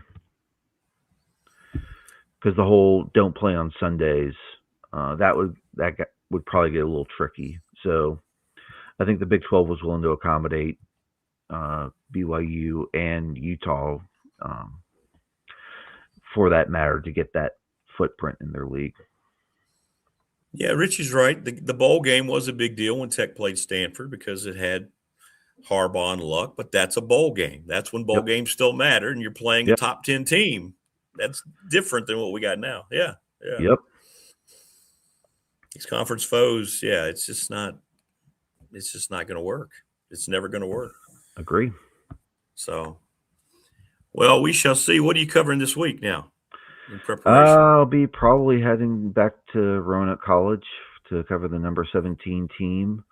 I think they're hosting Averett this week. I know Radford's I know you guys are heading out of town this weekend, so yeah, that's why I'm watching this weather for Saturday. Yeah, we'll see what happens with all that. But yeah, and everyone's like, it's too early to forecast, but they were all about this past week's winter storm. Oh my God, tell me about it. Yeah, you're right. It was already predicted, and now we're getting, we're going to wait a little bit. We're going to wait a little bit, see if this thing moves inland or goes back over the sea. It feels like a hurricane to that. You just got to wait to see what track it takes. Yeah, it's over the water. Right. I guess it's a little bit more difficult to predict because it's a little over the water. And also, I went to a food line yesterday, and bread was still sold out. Still? Yeah. Shelves were empty. What's your go-to items? If you can't get bread and milk, what's your go-to items in a snowstorm to go to the grocery store? Oh, gosh. I'll go to the ABC store next door first. That's what everybody would say. Make sure I'm stocked up on that. I'll get some non-perishable items. I really like the sweet and salty bars from Nature Grain, especially the peanut and the cashew ones. Those are go-tos. Pop-Tarts, yeah, some of those things. Like those are the things that are my go-to. Fortunately, power hasn't been out, so haven't had to worry about Yeah. that, and I don't think that Yeah. was an issue at all. So, luckily, with the wife not having to go to teach, we've been able to cook at home. So, don't know when she's going back to work because the back roads taking a while to get to them. Yeah, I don't know when schools may not open all week. I'm with you. Yeah. Yeah, 100%. 100%. Well, all right, brother. Hang in there. Good luck this week. I hope it works out that you get everybody. And and we can talk about what great information you got, because I'm very interested to hear any conversation you might have with Brent Pro especially. So I got a feeling when we talk next Wednesday, I'll be getting ready for that. I think it's next Wednesday. Okay. All right. At least that's what they're shooting for. Like, Gotcha. just like the schedule, it's subject to change. It's subject to change, just like, right? Just like it says on the football schedule, all matchups are subject to change, including the SMU game, Friday or Saturday. So, and I think for people for traveling to SMU, it's significantly cheaper right now, airlines, to fly out Thursday to go to a Friday SMU game than it is to fly out Friday for a Saturday game. So, yeah, it's true. Sure. Because no clue. I haven't looked ahead. I don't think the NFL's released the schedule yet, so I don't know if, say, the Cowboys are in town. Now, for anyone going to the BC game, get your hotels now, because the Red Sox are hosting the Cubs in the final regular season series of the season. Ooh. Hotels are expensive. Already. Get your hotels now. And hopefully one of the two teams is not very good come that week, and you can actually get tickets to go to the game. But hotels are expensive, especially in Boston. I think I had to find something in Chelsea near the Logan Airport that wasn't like $600 a night. Right. Yikes. Yeah, they're pricey. Sounds like they're pricey. Yeah, it does. Well, man, stay warm, and hopefully we won't get too much snow this weekend. So we'll see. Fingers crossed, none. That would be great. I'm with you 100%. I'm with you 100%. Although my man Kevin Myatt just gave a ominous update, so when he updates, I get a little scared. So we'll see. And what did he say? Well, he was thinking we were going to get mist yesterday, right? And I was like, okay, good. He just said that now the odds are growing that Southwest Virginia and South Side will see at least some snow Friday p.m. into Saturday. He says many details to work out with the track and the evolution, but most scenarios bring at least 1 to 2 inches to a moderate 2 to 6 to our region. Something heavier is at least on the table as a possibility. So it sounds like what you've been saying, they still don't really know. Yeah. But usually when it's trending in that direction, it doesn't trend back on a Thursday. So no. And if it's going to trend this way, give me the light. Give me like a dusting to an inch of snow. Correct. That's all we need. Nobody needs any more. We've got plenty. Nope. Oh, yeah. And it's all ice right now. Yeah, exactly. That's why I've been shoveling up. You break off a piece of ice, pick it up, chuck it off the road. That's right. Right. This is going to be on the ground for the whole month of February that we have now. And if you get more on it, you have no hope. No hope. Yeah, if this system comes, just light snow. Do not need any more. Luckily, we got more sleet than freezing rain, which is why the power is still on. So, which is why the power's on. That's right.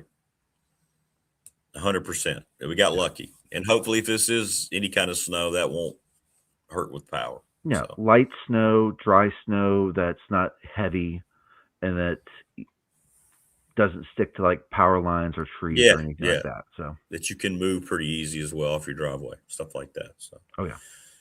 All right, brother.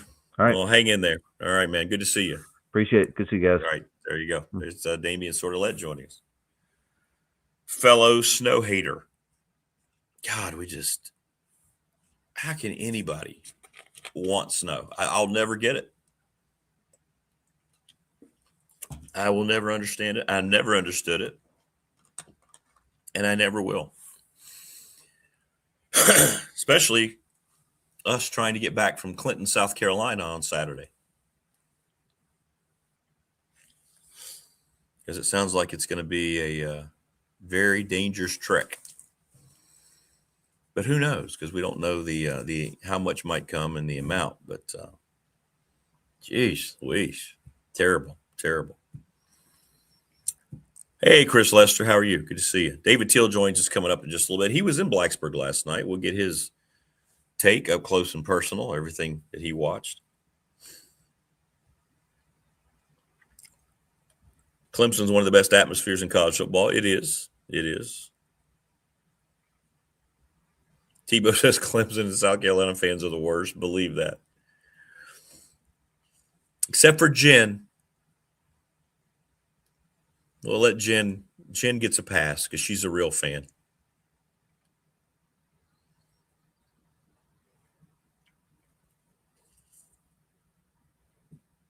I mean, I got to the point to where I despised winter so much. It's just, and the constant bad weather and everything is shut down.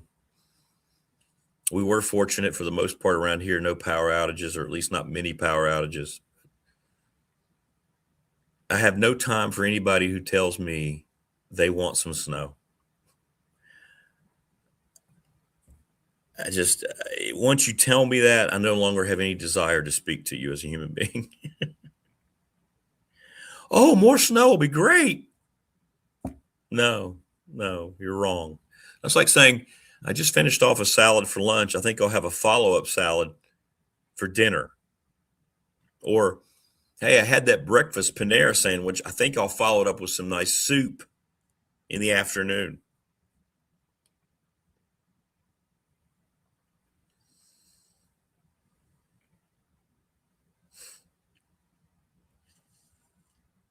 Yeah, playing football in the snow when you were 12 is much different than having to work in it, climb over a mountain in a van on Saturday.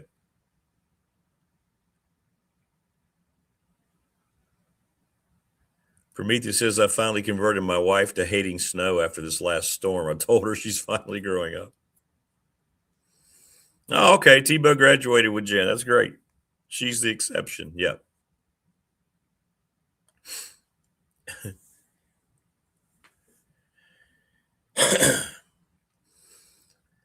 And I think I really started to hate it. I mean, counting my time over Virginia Tech, now we're looking at 30 years calling basketball games. So all my travel time for my games is in the winter. You're looking at 30 years of travel time. And having to deal with trying to get to wherever you go, flights that are canceled, delayed, driving dangerously to play. It's just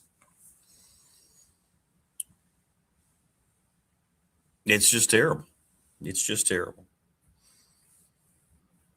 And I guess the biggest argument that I will diffuse is when people tell me, oh, it's just so pretty. So I'm looking outside the doors here to the Family Fencing BDST Studios, my outlook.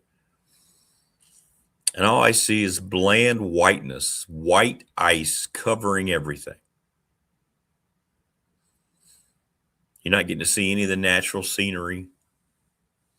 Everybody's roofs are covered. Got snow that I shoveled piled up against the wall out here. What is pretty about it? What is pretty of bland whiteness everywhere? In what world is that pretty? When you're watching Star Wars, and I don't know which one it was. Remember when Luke goes out? Is it Hoth? Is that the name of the ice planet? Is it Hoth?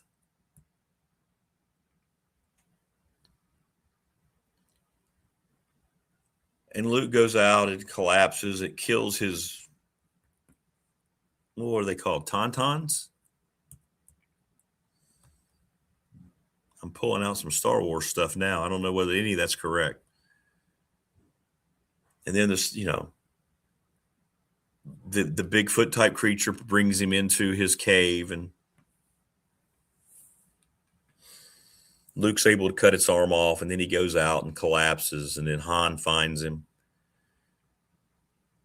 And there's nothing but bland whiteness and snow and cold temperatures. That's kind of the way it looks out here. This is like Hoth. I know we love Opal Tootsie or Tootie. It's okay. You can still love somebody and disagree. And I know she would disagree on this topic. I'm sure it is Prometheus. It's got to be a nightmare for construction.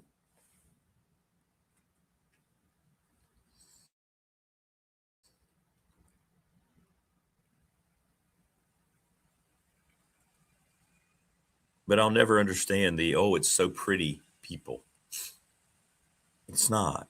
And we dispelled the myth that it kills bugs too. We did that last week.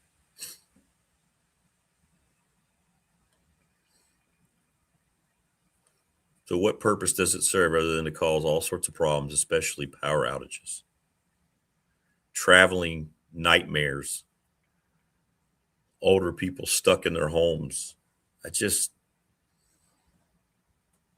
If you have some that comes and then the sun comes out the next day and it's 40 degrees and it immediately starts to melt, okay.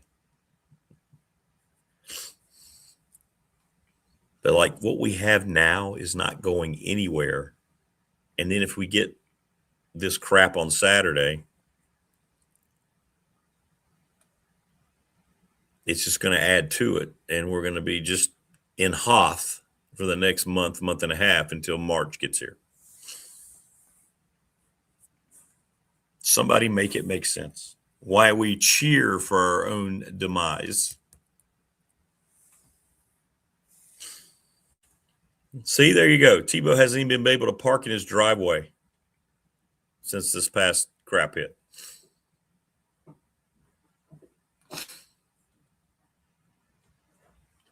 Jonathan Sweet will join us coming up at 8 o'clock, and we'll talk to him about the IHRA partnership, everything else that's going on with Pulaski County. And joining us now on the program, he is the multiple Hall of Fame member, unlike Bill Belichick, David Teel. Woo, what'd you think of that, by the way? How about that one? Rick, I know some of my media brethren, and you can throw me in this club as well, don't appreciate Coach Belichick's surliness with us at times. But come on, man. I know. How? Yeah. And yeah, Spygate, Deflategate, whatever. The man was the head coach for 6 Super Bowl champions. Stick his bust in Canton, would you please? And now I can't imagine any coach being a first ballot. How they gonna make that legitimate going forward? If he's not first ballot, how's Andy Reid first ballot? How's Mike Tomlin first ballot? I don't know. By the way, didn't you get a chance to talk to Coach Tomlin a little bit there? I know you and he have a great relationship over the years. We do have a good relationship. I have not spoken to him. Yes, with him yet? Okay. Since his departure from the Steelers, I don't know that he's. I'm not out there on socials and reading a lot of NFL coverage. No. I don't know that he's spoken to anybody. No. He just says, "I'm getting out of it. I'm done." Yeah. No, he. I know he went to his daughter's gymnastics meet at the University of Georgia, which is really cool. And Mike makes an annual trip down to the 757 to participate in some football camps and such. He's very gracious with his time in that way, and I'm sure we'll connect there as we usually do. Okay, good. That'll be great. That'll be great. Well, you were in Blacksburg last night, I believe. Tech may not have been impressive, but they got the win. They're still not a healthy club. What were some of your thoughts watching Tech up close and personal against the Yellow Jackets? More late game hiccups, Rick. I mean, my goodness, up 15 late. And then all of a sudden you look up and they've turned it over a couple of times, actually 3 times. And it's a 2-point game. They got beat in transition a few times. They had their second lowest shooting percentage of the season. Georgia Tech threw a 1-2-2 zone press on them. They kind of discombobulated Mike Young's group, and but they, Ben Hammond made some clutch free throws down the stretch, and he was great for the entire game. I think he played 37 minutes. He's in the starting lineup now. One of the most improved players in the conference, if not the entire country. And losing last night would have been crippling. Yeah.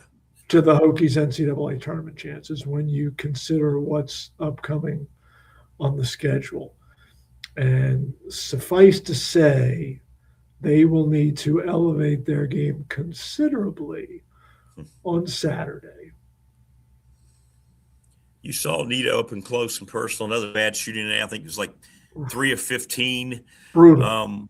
When you watch him, are you seeing a guy that's been asked to do so much because of the injuries, or a guy who's just, falling into, hey, this is the reality of playing in a league like the ACC here in America? I think he's trying to do too much if you listen to Mike Young. I don't know if he's being asked to do too much.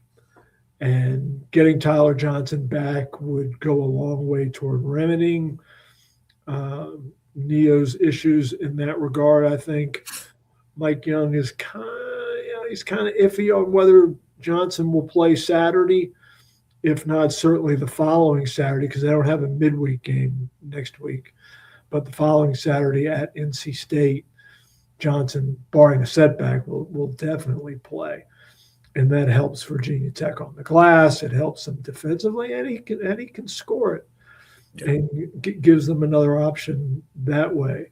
But, yeah, Abdallas he's basically 0 for January. I mean, obviously, that's an exaggeration, but he can't buy a bucket from deep. And you can tell he's pressing, and Young is sitting him for extended periods of time. And then you compound that with Amani Hansberry's foul issues last night and previously, again, frustrating his head coach no end. And, that's how you blow a 15-point lead late. Which is what they did at Syracuse. They hung on, blowing a lead, but they still got the win. But it will be a different animal on Saturday at noon. But, hey, to their credit, I think somebody said 3 of the last 4 Tech's won against Duke here in Blacksburg. So who knows? Who knows? Yeah, I believe Tech is 7-8 against the Blue Devils at Castle since joining the ACC. Okay. Well, the league is UVA last night. They had to win on a road win. Hey, double overtime. It's still a road win. Still looks like Duke and UVA. Maybe Louisville starting to, now they're getting healthy a little bit with Brown. You still think that might be the trifecta of the league? Carolinas. That may, NC State's reeled off a couple here, Rick, but not against anybody notable. Carolina, to me, having seen them in person Saturday at Virginia, that was a heck of a win on the road.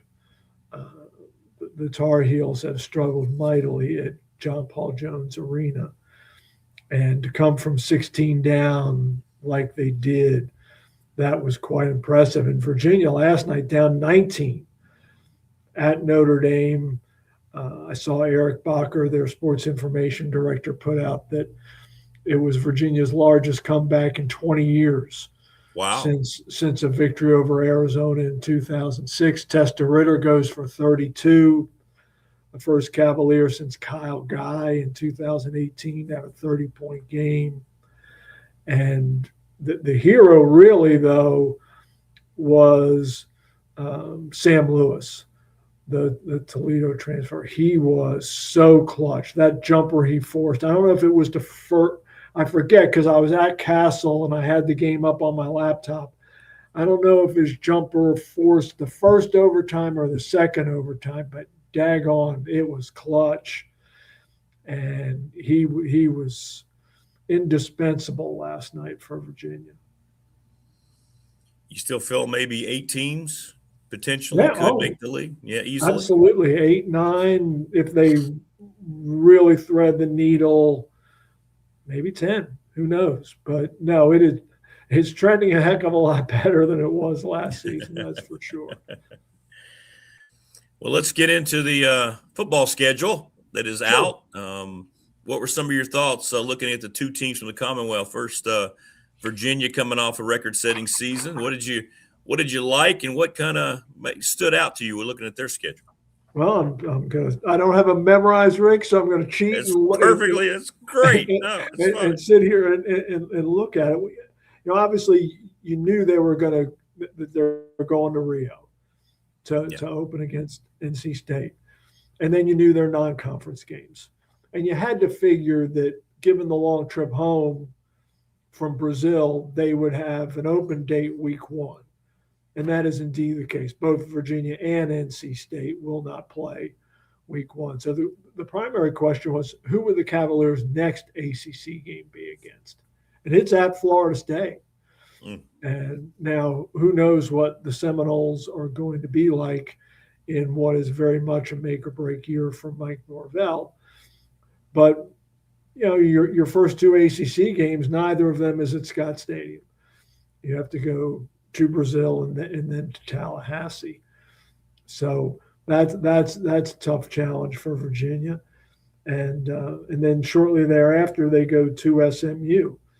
So other than that, they close with arguably their 2 biggest games at home against Carolina. And that's the highlight of their home schedule. And then they come to Blacksburg, where they haven't won since 1998. Wow, it's a long time. Well, how about for Virginia Tech? Once again, they're tied in. They get to play all 3 of the new members of the ACCs. We were talking about that a little earlier. Stanford, Cal, and SMU showed up on the schedule. Yeah, well, we knew the opponents in advance. The only thing that came out Monday was the sequence. Right. And we knew the sequencing of the non-conference. So it was only a question of, okay, how's the conference schedule going to play out? And, they've got a chance to get off to a good start. Yes, they open on the road in conference play at Boston College. But BC was the worst team in the league last season. Well, BC or Syracuse was the worst team in the last season. BC won 2 games, fewer than anybody else in the league overall. And that program has fallen on lean times, obviously, as has Virginia Tech. But if you have to open the league schedule on the road, BC is where you would want to do it. Right. But it is certainly backloaded, because if you look of the final 6 games, there are 5 teams, Georgia Tech, Clemson, SMU, Miami, and Virginia, who last year went a combined 49-20. That's pretty good. Now, does last year guarantee success this year? No. But I think on paper, Virginia Tech's 5 toughest games come in the closing half of the season. And just so much that we don't know yet, like you just mentioned. It's a little harder, isn't it, to sit, and we just don't know. And nobody saw Virginia being so wonderfully successful last year. Duke winning the championship game and Miami being able to play. It's just so much. And Clemson and Florida State's failure, man. It's crazy, isn't it? What we're in now in today's college football realm. It is. Yeah, well, Virginia Tech gets to go to Clemson for the first time in 14 years. And people think, Virginia Tech, that is, and people think, oh my gosh, got to go to Death Valley and all that. Guess who won at Clemson last season, Rick? Yeah. Syracuse won at Clemson last year. Duke won at Clemson last year for the first time in about a half a century. So the days of opponents quaking in their cleats on the field as the Tigers came streaming down that hill, that's right, are long over. It is a different era. Phil still had them playing the national championship game last year, so well, we all picked them to win the league, which would have put them smack dab in the playoff. And they had been in the playoff the previous year, and Klubnik had distinguished himself. He was MVP of the ACC championship game. And you think, okay, they're going to run it back, and they're going to roll. And they go 7-6, 4-4 in the league. Well, we'll see. I wish Tech, like I haven't played UNC in a long time, but these are some games that it's interesting how they've been paired with the new schools, especially the West Coast schools the last couple of years. But the ACC's never gotten credit really for scheduling very smartly. We go back to that original, 3 opponents you're going to play annually, and all the criticism that took as well. So, right, when they didn't have Miami and Virginia Tech as annual opponents. Yeah. Well, and the schedule rotation is going to change moving forward. I spent quite a bit of time with Babcock yesterday prior to the basketball game, and we were talking about football scheduling. And the ACC's got a lot of work to do on future football schedules, and I think they're going to lean more toward, an annual look-in where they say, okay, here's who we anticipate are going to be our top schools. Let's see if we can pair them up accordingly. So I don't think you're going to see any more 7-year rotations announced on the front end where your conference opponents for an extended period. What did you think of the report, Rutgers releasing their finances? A Big Ten school, they've lost, they said, since they joined the Big Ten, almost $600 million. There's $70 million in the hole.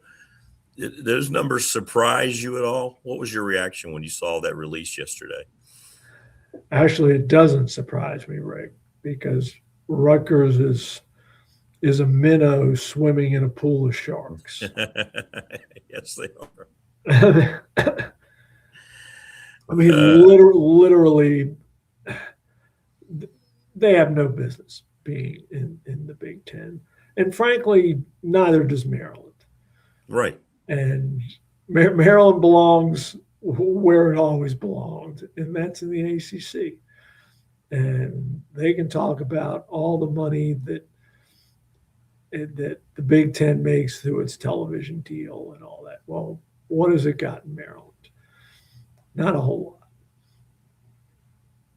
And even less for Rutgers, apparently. Yeah. I mean, Jim Delaney wanted the New York television market back when such things mattered, and he wanted to take a shot at the ACC and grab Maryland because the ACC had reached into the Midwest and grabbed Notre Dame from under Delaney's nose, and got a little personal there between Delaney and John Swofford, former Carolina classmates. Right. Where are you going to be this weekend? Are you going to be in Blacksburg again for the Duke game, or where are you headed? I'm in Blacksburg now, and I will be back here on Saturday.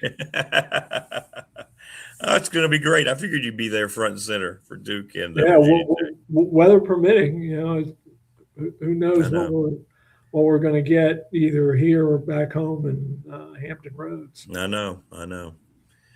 Well, great stuff as always, David. Thanks for the breakdowns, man. Safe travels wherever you end up, and we'll talk to you again next week. Sounds great, Rick. Thanks for having me. Brother. Man. Take care, man. Great stuff as always from the Hall of Famer, David Teel. He's the best, the absolute best. So he was in Blacksburg last night. He's going to stay. Yeah, I don't like what Kevin Myatt just put out about the weather. Not good stuff. We don't need it. None of us need it. It's just too much. Good stuff in chat today, as always. Good stuff on the McClellan chat room. Good stuff on our Professional Door Incorporated text line. And always good stuff when we're joined by the man who heads the presenting sponsorship of BDST, that guy, Jonathan Sweet, who I swear is never not smiling. And I guarantee you he never sleeps. What's up, Jonathan? Good to see you, brother. Oh, Rick, you're right on both fronts. I'm doing well. A little thawed out now, finally, but yeah, and in the office, operating business as usual. Well, and business is booming. You guys are incredible. I'll talk about it all the time when I mention you here on the show. And let's go in order, I guess. Big announcement about a week and a half ago, the IHRA, the partnership. We talked about the track and what that was going to mean. And my goodness, you guys made a huge splash immediately after the announcement of getting the track going. Talk about what that means and what that's going to look like for racing fans. Absolutely. How cool was that, right? Everyone was on the edge of their seat. What's Pulaski County going to do with this racetrack? Well, what we were going to do is find the perfect partner for it. We never really intended to be a track operator. That's not what we're good at. We're good at a few things, but racing's not specifically one of them. So we looked to partner, right, with someone who we think is going to do it better than anyone else has seen. We have partnered with IHRA, who is fresh on the scene to take over the world. That is the best way for me to put it. IHRA is getting into oval racing, and they're going to launch that right here on March 21st in Pulaski County. It's going to be the cornerstone of that series. So we're going to be seeing racing at the highest level on oval and racing at the highest level on our dragway as well. So, and then everything in between. Daryl Cuddle, I don't know if you watched and listened to some of the things that he said, but he is community centric. He has a tremendous vision for IHRA and bringing it back to grassroots, bringing it back to the community. We have so many local racers in the county and in the region that we're looking for the opportunity to enjoy the competitive track at Motor Mile Speedway, which is now the Pulaski County Motorsports Park. And Daryl's got that in his vision to bring racing back to the community. So we're so excited to partner with them and have them as our track operator. Jonathan Sweet joining us on the program, the Chief Administrative Officer of Pulaski County. And yeah, the comments too about the appreciation they have over these local tracks, these long-standing community-supported tracks. That meant a lot too, didn't it? I know it meant a lot to you.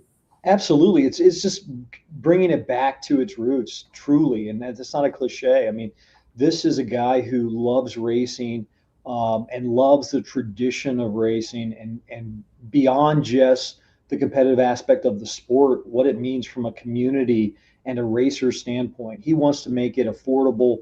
A lot of times racing is just priced out these days, and our local guys have a really hard time of getting back on the track and being competitive. He's got a way to solve that. So we're when I say we're excited, it's really hard for us to express what this means, because this is more than a business transaction. This is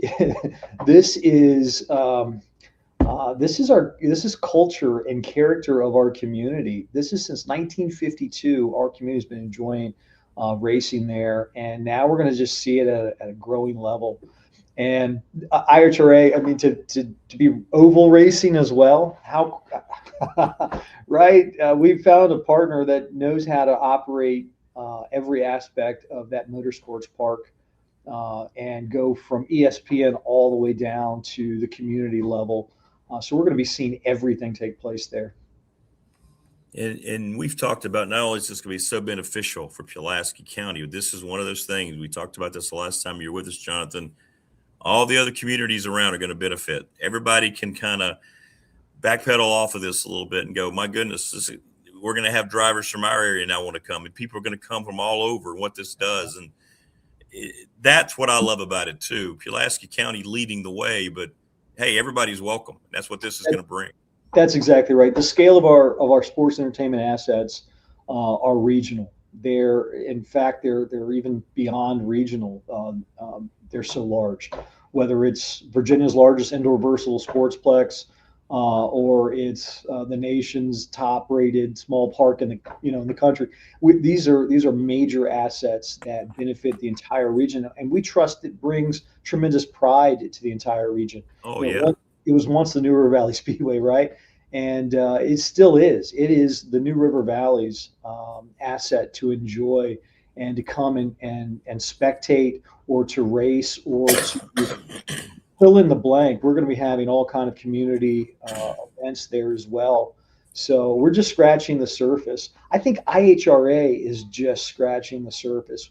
We've seen, and not that I'm advocating, we've seen new endeavors live, for example, golf, right?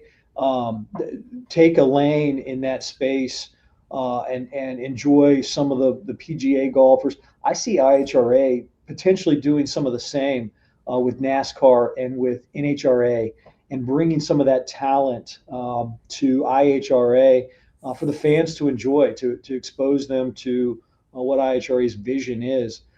Now, that's my opinion. That's not IHRA. I'm just saying opportunities are there for IHRA to literally take over the racing world. Well, I mean, yeah, absolutely. And it's limitless what could happen with this partnership. That's what's so great about it, and the growth that's come naturally, and the attention that's going to be paid. Goes back to the very first time you're on here, Jonathan, about why not Pulaski County, right? Instead of the why not? Why wouldn't it be? And now you have someone like this, IHRA, national industry, worldwide known, looking at it the same way. Of course, Pulaski County. So I love that. Absolutely. The sophistication of Pulaski County's leadership team, our sports and entertainment department, our sports entertainment authority members. Bud Foster's one of them. We've got talent, a lot of different talented folks, business acumen, and finance. I mean, just tremendous skill sets on our authority.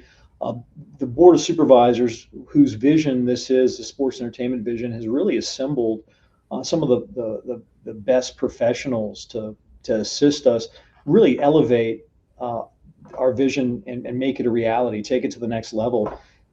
After acquiring such assets like this historic track and historic ballpark, and endeavoring on such a large indoor competitive and exposition center, it's going to take a lot of talent, a lot of skills, and I think we have that.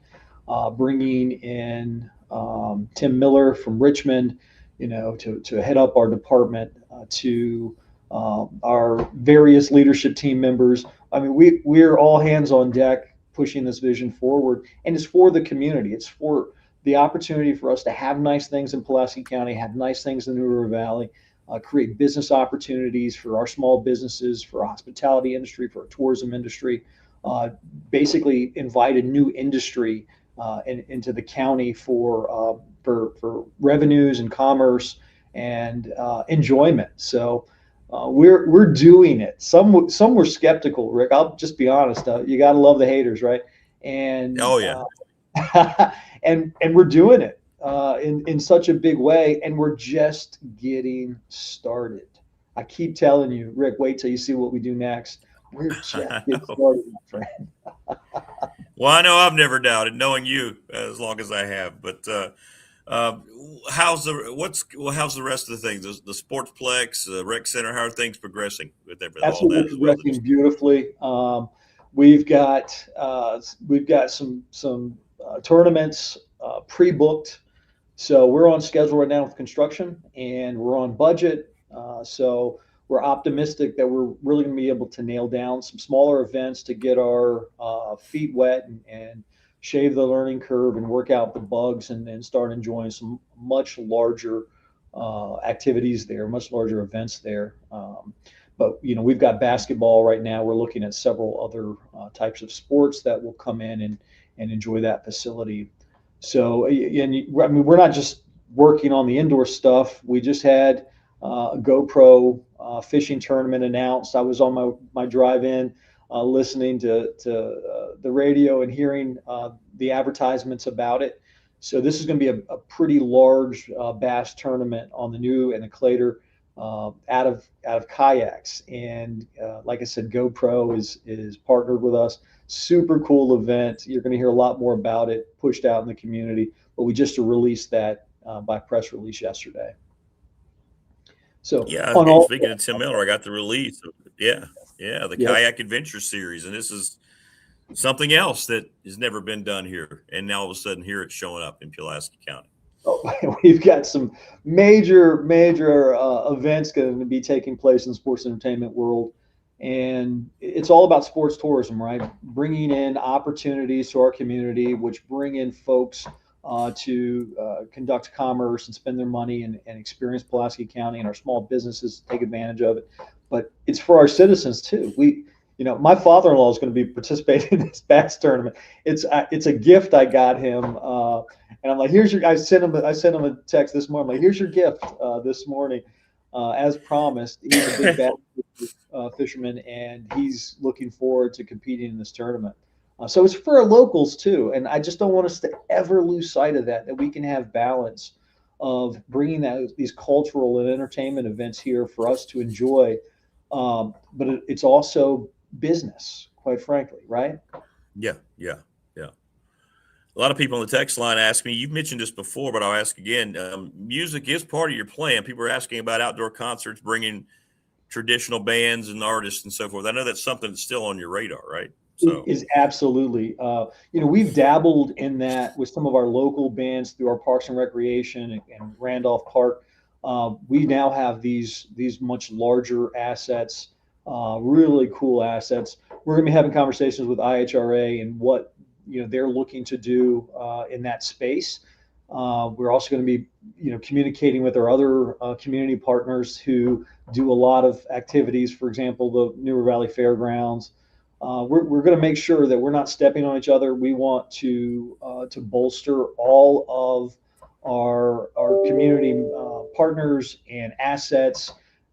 We got to figure out how we're going to be able to fit all this stuff we want to do in, and because there's only so much time on the calendar to make it all work. But yes, we are going to be doing entertainment events. That is part of the sports and entertainment. It's not just sports, but it's world-class entertainment as well. Well, and I really like what you just said. You're trying to work with everybody else, so nobody's getting left out or nobody's being shut. Oh, we used to do that. All of a sudden, you guys are going to do that and take it away. No, that's not your intent. That's cool. That's cool to hear that. That's awesome. Absolutely. Yeah, there's enough avenues for us all to enjoy and work on and be successful with. Co-competition is not something we're even looking at. We want to make sure that we're just filling gaps and or taking events to the next level. So sports entertainment is going to be supporting private sectors and nonprofits and et cetera with their activities and events to strengthen it, just like our tourism department does that as well. But at the end of the day, we want heads and beds. I mean, that is the true measure and metric that we're going to be using to gauge the success of our sports entertainment initiative, and that is bringing folks, having them stay overnight, spend money in sales and meals and lodging, and of course directly at the events as well. But that's our measure, and that's what we want to ensure we achieve: heads and beds. Jonathan, a couple of people on the text line asking, when will there be a racing schedule released? Yeah, we've got a March 21st event and a July 25th event. IHRA is working on all of the other scheduling events. We're on the edge of our seat as well, waiting to see, because of course we've got to help with the first response of all those events. Sure. Yeah, we've got to schedule that on our end. Okay, there you go. What are you going to do with the rest of your week? I'm doing a lot of crazy cool stuff. Next week, I'm going to be in Richmond promoting legislation that supports Pulaski County and managing a variety of other initiatives the board of supervisors have. So it's busy. It is busy. It is busy. Well, brother, listen, I appreciate you taking time out of your schedule, and it's great. We had to get people updated, and I wanted to hear it from you. And thanks for everything you're doing for Pulaski County, and obviously what you do for the program, man. It's so impressive, and I always try to look for you at the Radford games. There he is, the guy smiling and happy. That's Jonathan right over there. So. Absolutely, go Highlanders. Go Highlanders. We got a road trip this weekend, so we'll see how we do. Absolutely. Appreciate you, Rick. Doing a great job. Thank you, brother. And thanks, man. Keep doing what you're doing. Thank you. All right, man. We'll catch up with you soon, Jonathan. Take care. There you go. Jonathan Sweet. How about that? Great stuff. And thanks for all the questions. I love the fact that so many people take interest when we talk to Jonathan and we talk about everything going on with Pulaski County. It's great.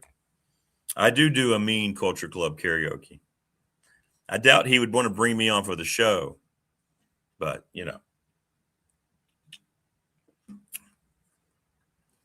You saying I should open for one of the musical acts, Wayne, It was Church of the Poison Mind, by the way. That was the song that we covered.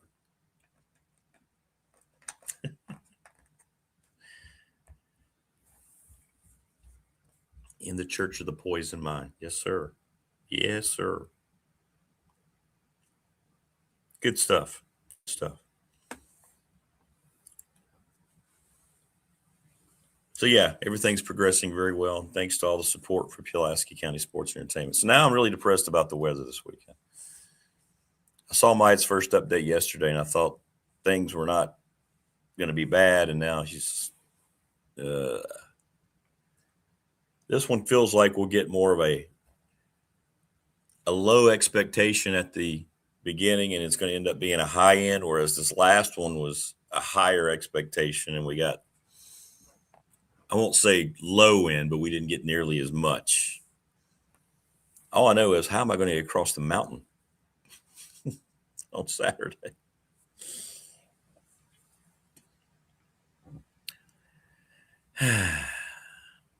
By the way, somebody sent, and it's great, of me in a snow globe. And I'm telling you, I'm going to save this, and I'm going to wait and debut it on the show tomorrow. This is well done. I hope I can save that. Yeah, save image. That was well done. That made me chuckle. Thank you for that. Me in a snow globe. Perfect. We'll have that for you tomorrow. But anyway, Bob Christ and the Ready Set Fund, ReadySetFund.com. And I know it's springtime coming up. You might need uniform support for your teams. They send out a series of text messages, and it's awesome. Professional Door Incorporated, people always ringing me up on the Professional Door text line, 38 years in business, thanks to Travis Williams. Yummy. National Bank, member FDIC, the exclusive banking partner, BDST, here on YouTube. My exclusive banking partner for 35 years. The BDST fan question of the week, the attorney Ryan Price, 701 West Main Street.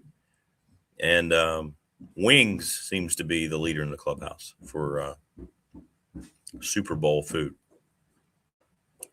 Little River Heating and Air, 1095 Radford Street in Christiansburg, 540-553-2971. Let them come and keep your house warm and everything else that they do.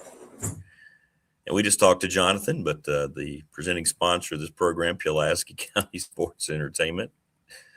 Thanks to all of them. And that dude, man, he's just an infectious personality. Jonathan Sweet. Mark Hunley, McClellan Chiropractic, 155 Walters Drive, Northwest. And Mark, we're thinking about you and your mom. Hope everything went okay. I had to take her to the emergency room last night. So we're thinking about you, brother. Prayers up. And Jason Green and all the folks at Family Fencing for sponsoring our studio. Get a free quote, 540-200-8294, familyfencingnrv.com. Thanks to Brandon at Top Shelf Apparel in Pulaski. James Lawson, 300 Franklin Street in Christiansburg. Lawson's Mobile Home Supply. Give James a call, 540-381-8011. and the NRV Super Bowl, been doing it for 25 years. Give them a call at 382-5525. You need to go see all the improvements. Yeah, I'm just worried about getting back from Clinton, South Carolina over the mountain. That's my problem, Prometheus, with all this. Yeah.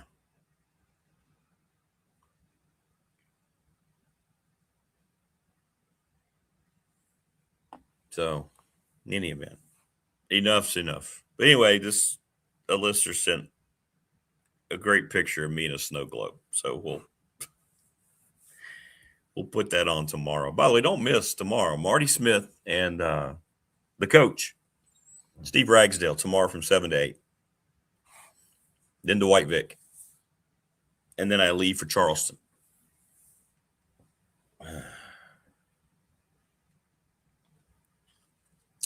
So don't miss that tomorrow. Marty and Rags tomorrow on the program. Good stuff. Good stuff. Oh, I'm getting another version of the snow globe. Less snow for me. We have a lot of talented people on this stuff. Yeah, we'll have to ask. I don't know what Marty could tell us about Bill. The Belichick thing it's culturally significant. It outlies a lot of things that we talk about here a lot coming together with the NFL, with reputation, with many people will look at his body of work and immediately say he's the greatest coach of all time. I don't think he is, but it's not a criticism of him. He did not do very well without Tom Brady. And I know he's got 6 rings. I think what Joe Gibbs did is more impressive. Joe Gibbs has 3 rings with 3 different quarterbacks. But there it is, Wayne. Let you just type. All that controls anything nowadays, and it's so wrong on every level, is political agenda. Something that should be so commonsensical. And you can throw the argument out like I would. Spygate was wrong. Never should have happened. But the standard of excellence that they put forth every year with Tom Brady and Bill Belichick won't happen again in the NFL. That type of dynasty. But for whatever reason, people behind the scenes voted him out. And we never know, the backlash has been huge.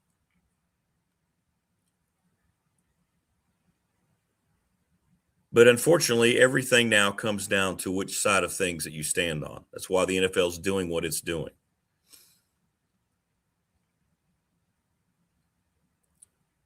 I try to stay away from the political side of things here because it's probably the topic of the world that I hate more than any other is politics. I can't stand it.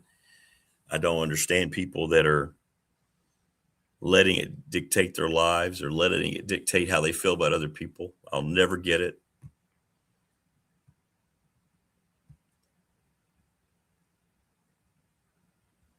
It's destructive. It's counterproductive. It's trying to teach people to hate this country. I don't know. But it is the thing that you see everywhere. Everywhere. People losing their jobs over hatred and the things they're saying to support their own political views, as opposed to looking at something and saying, boy, that should never happen. That really sucks.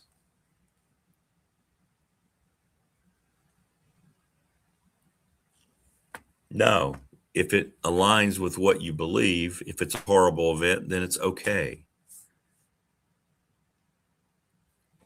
if event or thing happens that goes against what you believe, oh, it's horrible. And it could be a similar type of event.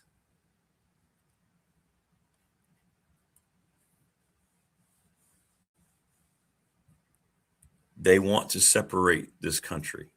The access media wants everything to be a battle. They don't want it to be a United States. And it's disgusting. And it's disgusting how many people just fall into that. No.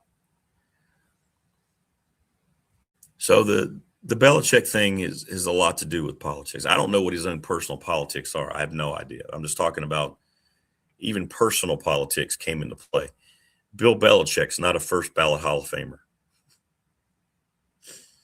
Will the league make a statement? Maybe they're too busy worried about Bad Bunny's dress sizes.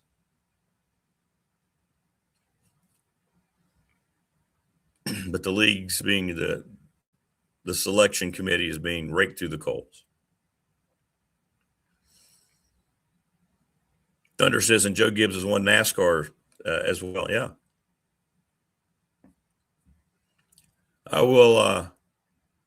I'll die on that hill that what Joe Gibbs did as an NFL coach is more impressive than what any NFL coach has ever done.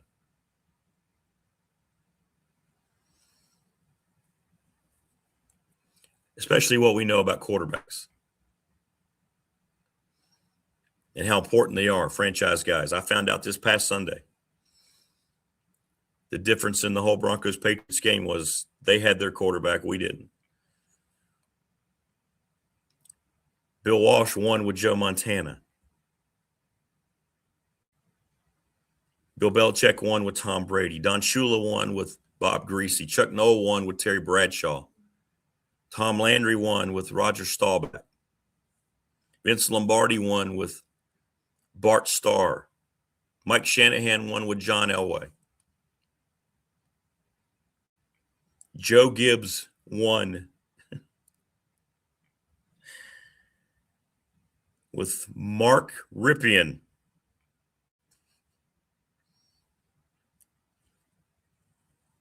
I love Bill Walsh. Bill Walsh did change the game forever. Yes, I have a couple of his books.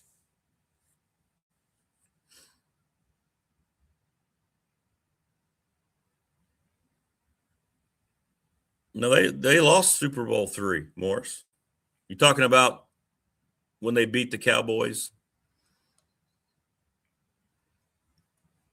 Yeah, they lost it.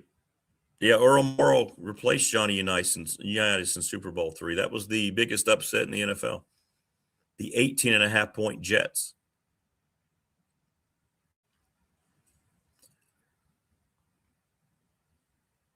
But Joe Gibbs did it with 3 different quarterbacks. That still blows my mind. Maybe I'm just the only one. To me, that is the most exemplary accomplishment in championship football, that he did it with 3 different guys. What was it? Theismann, Ripien, and Williams, right? And Williams wasn't even the starter. It was Jay Schrader.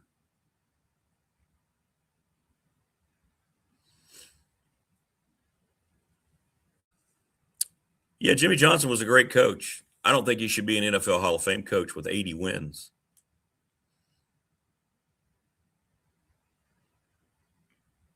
Bill Belichick isn't the best coach of all time, but he deserves Hall of Fame. He never kissed the right butts. Good for him.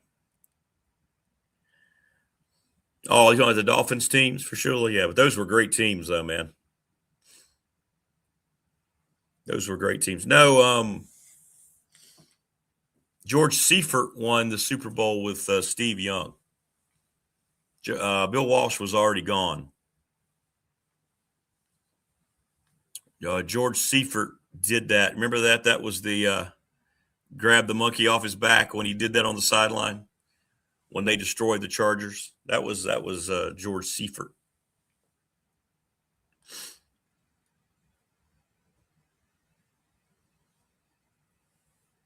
Hey, Johnson Island, what's up? My Browns need to hire Schwartz, Kubiak, LaFleur. I tell you what,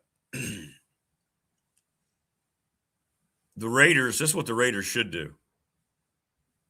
This is what the Vegas Raiders should do. They should hire Clint Kubiak, pair him with Mendoza, and then watch out. Watch out.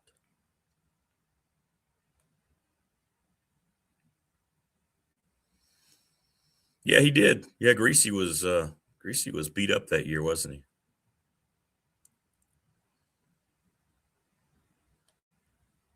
And that's a great point, Wayne. None of the three quarterbacks, Hall of Famers. They do, Johnson. They do. But I'll tell you what, if they get that pairing to me, a young offensive mind who's obviously a brilliant play caller, what he's doing in Seattle, you put him with Mendoza, the Raiders' rebuild will happen quickly. Everything else will fall into place. By the way, welcome, Johnson. Please like, subscribe, and share the channel. Trying to get to 1,000. We're getting close to 800.